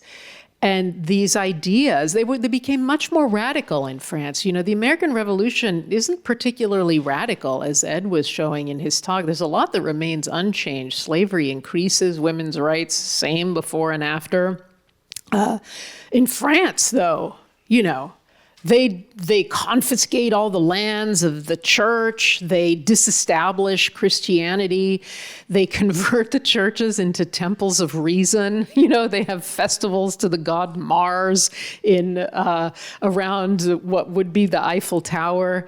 They even de-Christianize the calendar, right? So they come up with this crazy calendar that Jefferson really likes, where all of the months have names of nature, right? Like I think we're in Messidor right now, like the crop bringing in month. So you can find it online and calculate your birthdays according to the French Revolutionary calendar. That's where we get the 18 Brumaire, the 18th of Brumaire, the coup that brings Napoleon into power in 1799. That's according to the French Revolutionary calendar, the 19th of the foggy month, which is basically November. But all of this is so extraordinary in terms of turning over the way things had been done since the Ice Age. This is how human societies organize themselves. And it was the United States and France that pioneered this. And so there's a lot to be shared in terms of ideas. And in terms of what it means to be a republic, the French Republic is different than the American Republic. But I think we should not besmirch them. We should not besmirch France. Well, as you're just saying, there's something different about the American Revolution and the whole 250 years. How much do you think is due to the fact that so many of the people that came to the United States, not talking about the people that were here and were displaced, but the people that came to the United States were ones that were the third or fourth sons of families, that didn't have something to do over there, or they were desperately poor or in prison. It wasn't as like Australia, where it was a requirement that you were a felonist in order to get into the country. But there's a lot of very similarity. And so it makes for a different base to the personalities that come. And maybe that base also contributes to the idea that we have in the United States, which I think is one of the distinctive characteristics, which is we kind of think that the next generation is going to do better than we are. Not stay the same, but do better. Sometimes it's because we start so low. So the idea of progress is also invented in the 18th century. Today, if you go out on the street and ask people, is progress true? They'll kind of get angry. Like, it's like saying, is there air? It just seems so obvious that progress is an actual truism, but it's just an idea. It's no more true than a decline narrative, the fall from the Garden of Eden. And it's the kind of positive spin that the 18th century puts on the world, and it activates the American Revolution and the French Revolution, right? We're gonna make a utopia here and now. We don't have to wait till we die and go to heaven. This is the sphere in which this is going to happen. And we've grabbed onto that idea and embellished it and expanded it until the point where you have to sort of explain to people that this is not necessarily how things go. And it's not necessarily that they decline either. They just change, right? So I don't think it's necessarily the particular kind of people who are in the United States, because we have to remember that unlike France, there are enslaved people in huge numbers in the United States. I showed you those percentages. In France, they have this dictum, there are no slaves in France, right? If you set foot in France and you are an enslaved person, you technically can become free, although it's not like they live in, glory and all of that. And this is because France can export its slave issues to the colonies so that they can remain unseen if by the French people who choose. So I think that the particular quality of Americans, I would place it more in the 19th century in terms of its origins. I think the idea of manifest destiny, which emerges in the 1840s, this idea that the West is sort of there to be won and all of the horizon is golden, et cetera, that I think is really what resonates with Americans today. And we're celebrating the 250th today, so we're getting all wonky about the American Revolution. But the fact of the matter is, these people are kind of hard to understand. It's really long ago. And I don't know if Ed would agree with me here, but the 18th century is really different from our era today. It's like going to the planet Mars. And I'm not, so we have these beautiful founding documents and ideals, but I would say that the way we live in our daily lives, as opposed to documents that we read, et cetera, that's really from the next century, our way of life. I would say the problem France had is they had no experience with representative government.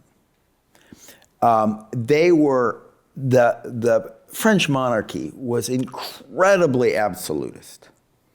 They didn't have really representative assemblies. They would call the nobles together sometimes. There was enormous poverty in France. I mean, he has captures and things like Les Miserables and things like that. Where in America, in the colonies in America, they were farmland. And these people had come over, as Carolyn said, the second sons, the people who weren't going to make it in England, who weren't going to inherit the farm if there was a farm, who weren't going to take over the shop.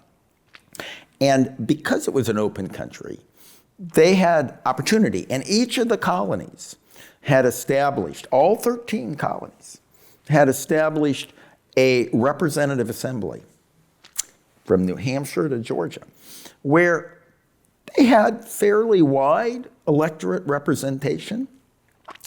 People acquired wealth.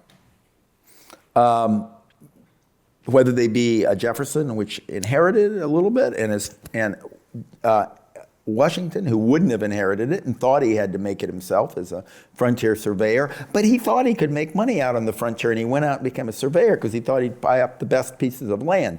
Fortunately for him, his two older brothers died, and he inherited Mount Vernon. And then he married the richest widow in Virginia. His way to wealth. In contrast, Franklin, who came from nothing and went in and built a printing shop, he famously went, where Washington thought the way to wealth was to marry the wealthiest woman, Franklin's way to wealth was to marry a frugal wife. And teach your daughters how to do a trade. And he did. Deborah, who he had a great relationship with, was very frugal and could run, when he was off, she could run the print presses as well as he could. Abigail was a much better business person than her husband, John, who was flighty. But when he was away, they always made more money, and when Abigail ran them. But so they had this experience with representative government. And so the people who took over, Washington had served in the House of Burgesses. Franklin had essentially been governor of Massachusetts, of Pennsylvania. He'd run the state. He led the militia during the French and Indian War. He was the most, influential person in one party. John Dickinson was the most important person, and they'd sort of trade who was controlling Pennsylvania. And so they had a lot of experience. Jefferson had been in the House of Burgesses. Adams had been a lawyer and served in political office. Hancock had, been a powerful leader in Massachusetts. So you had people with political, which they didn't have that. Robespierre hadn't had that background. And so you had a different sort of people, and they were fighting, in a way it was a conservative revolution in the sense they were trying to preserve their rights, while in France they were trying to get rights they did not yet have. And that created, I think, a very different dynamic in that place. And also, all these state constitutions I talked to, all the Constitution 76, except for Pennsylvania, where Benjamin Franklin insisted we have a convention and elected representatives, a special body. All the other state constitutions were written by the old colonial assembly that had reconstituted themselves, had shun off the royal governor, shun off their local House of Lords, or whatever they called it in that particular state, the appointed upper house. And they were ruling as a representative assembly. So they were people who had been elected by their people before. And so that was a sense of continuation. And they drafted and adopted the state constitutions. Only in Pennsylvania did they have a popularly elected convention and some sort of a democratic process to adopt it. Massachusetts also, after they wrote it, it was referred to the town meetings to adopt it. But those were established structures. So it was a different place. And there was more equality of wealth in America, a lot more equality of wealth. There certainly were enslaved people, but they were kept out of the deal mostly. And the women were kept out. We all know Abigail Adams' wonderful letter that he wrote after the Thoughts of Government came out, and while Adams was writing on the Declaration of Independence, she famously wrote a letter to Adams saying, "Don't forget the ladies." Remember that? You've heard that letter? Mm-hmm. Do any of you know Adams's response to that letter? He begins by saying, "I laughed at your letter. I scoff at your letter," he wrote. "Rest assured, we will never give up our masculine system." That's John Adams. Franklin never would have written that. Good thing he died. We would have never gotten anywhere. Apparently, someone in the audience is one of your former students, Caroline, because she wants to turn the tables on you. She says, I love the idea of picture 6 after desolation, and wants to know what you and Ed would create as a picture for, that picture 6, the thing that came after picture 5, desolation.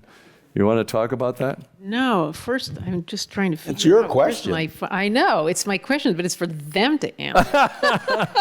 That's turn the tables. Me to evaluate. Oh, A revolution's going on here. Yeah, okay. I'm all about second chances. I'm a teacher, and I call myself a professional door opener. Right? What we do as teachers is we open the world for young people. What can I do to help open doors for you to walk through? And I love the idea that after this final fifth canvas, there would be a kind of conscientious rebuilding of something that was not like Rome. We've been speaking about Rome. There's women have even fewer rights in ancient Rome than in the United States. And by the way, everybody in Rome dies by the age of like 25. I mean, it's a really difficult place to live.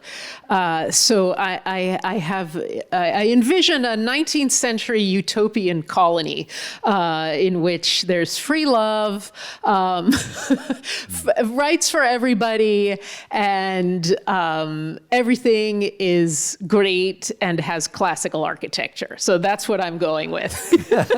Sounds like Stanford. Sounds like Stanford. Yes, it does.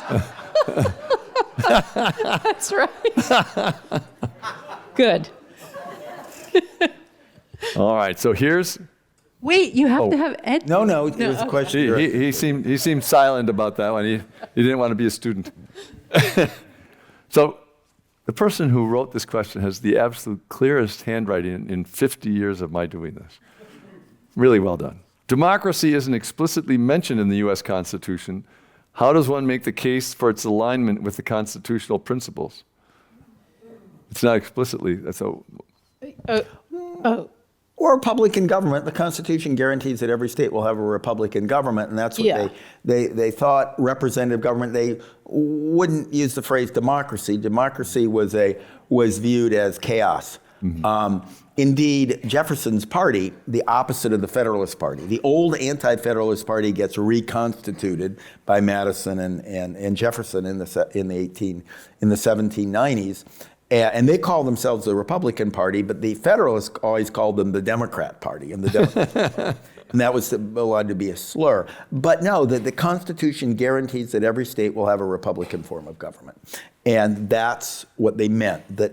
And we know from Thoughts in Government and Common Sense, and we know from the writings of Jefferson, and we know from the debates at the Constitutional Convention, they required that in choosing members of the House of Representatives, that every state gets to decide themselves how they run their elections, but that they cannot use any, and that the members of the Federal House of Representatives, they wouldn't have called it federal, they would call it the General Government House of Representatives, the one that will eventually be in Washington, D.C. They say that the states have to use the electorate, the electorate they use for their lower or most representative branch of government, because many of these colonies had a narrower electorate for the Senate or the upper house, and a broader government for the lower. So all those provisions, they're requiring Republican governments, and the resolution that passes. See, they didn't have, it took unanimity to make a Declaration of Independence, but you only took a majority to pass a resolution. And so Adams joined with Richard Henry Lee, joined with Franklin, joined with the other advocates of independence. They pushed through in May the resolution on independent governments, calling on every state to adopt a new Republican form of government to replace the royal charters. And they all included a Declaration of Independence. Each state was declaring its independence. That's how they thought back then. The states would declare independence. And but they urged them, and then Adams wrote his model in the Thoughts on Government. These were Republican forms of government with annually elected lower houses that were representative of the people, with free, fair, and frequent elections. And they did not like the idea of gerrymandering. They literally took that on. You've got to draw these districts so they are fair, and so that all interests of a state are represented. They thought about all those things, and they put it into their constitutions. And so, yeah, this was right in their writings, in the Thoughts on Government. It's in the Resolution on Independent Governments. It's in Common Sense. And then when they write the Constitution, they mandate that every state has a Republican form. By Republican, they don't mean Republican versus Democrat. There were no political parties back then. They mean representative government. They mean a popular government. And every one of the new state constitutions have every branch of government directly or indirectly elected by the people. Yes, and I would add that the electorate does become bigger in the 19th century. So Yes. one way to think about this is that they are Republicans, small r, in the 18th century, and there's a democracy in the 19th century when the franchise expands. So there's a reason why the founders looked to ancient Rome, and it's because they didn't want to look at ancient Greece. To them, Athens was the nightmare because it was a democracy. And look what happened to Athens. You know, it was finally taken over by the Romans, who were sensible enough to have a republic, right, that limited the electorate much more than Athens had. So it's not until the 19th century that Americans begin to look at Athens as the origin of this new term that they coin, Western civilization. And they create this new idea that there's this singular genealogy that stretches not from Rome, but from Athens as the seat, the birthplace of democracy. That's a new idea in the 19th century. And the founders, you know, some of the Federalist Papers are kind of mini dissertations on why we should fear the Greeks, and look to the safe Romans, right? But they also debated, like, what is a republic? John Adams asks us, what is a republic? What does that really mean? You know, does that mean, can you have, so the British thought that they had a republic. They said, well, we have a republic. So did the Romans. You have power, law, you have the people, you have the Senate, you know, the aristocrats, and then you have the two consuls who represent a kind of monarchical executive power. But as long as the people are somewhere in this government, this is the res publica, the things that are public. This is, you know, popular government. The British said the same thing. As long as the people are somewhere in this government, this is a kind of republic. And it's the Americans who take this kind of thinking to its radical conclusion and say, no, that can't be a republic. We disallow that definition of a republic. Now a republic can only mean kingless republic. But that's kind of a new loosey-goosey definition that the Americans kind of invent in the 18th century and then act like it's been like that the whole time. Yeah, because as I was quoting in Jefferson's summary view, they did not think, they would never think that England had a republic because the electorate was very limited, very limited. 1 in 20 free white males in England could vote. The only people who were basically represented in the House of Commons were the merchants and the lawyers in this class. All these farmers, if you watch Downton Abbey, all the people in the downstairs, none of them could vote.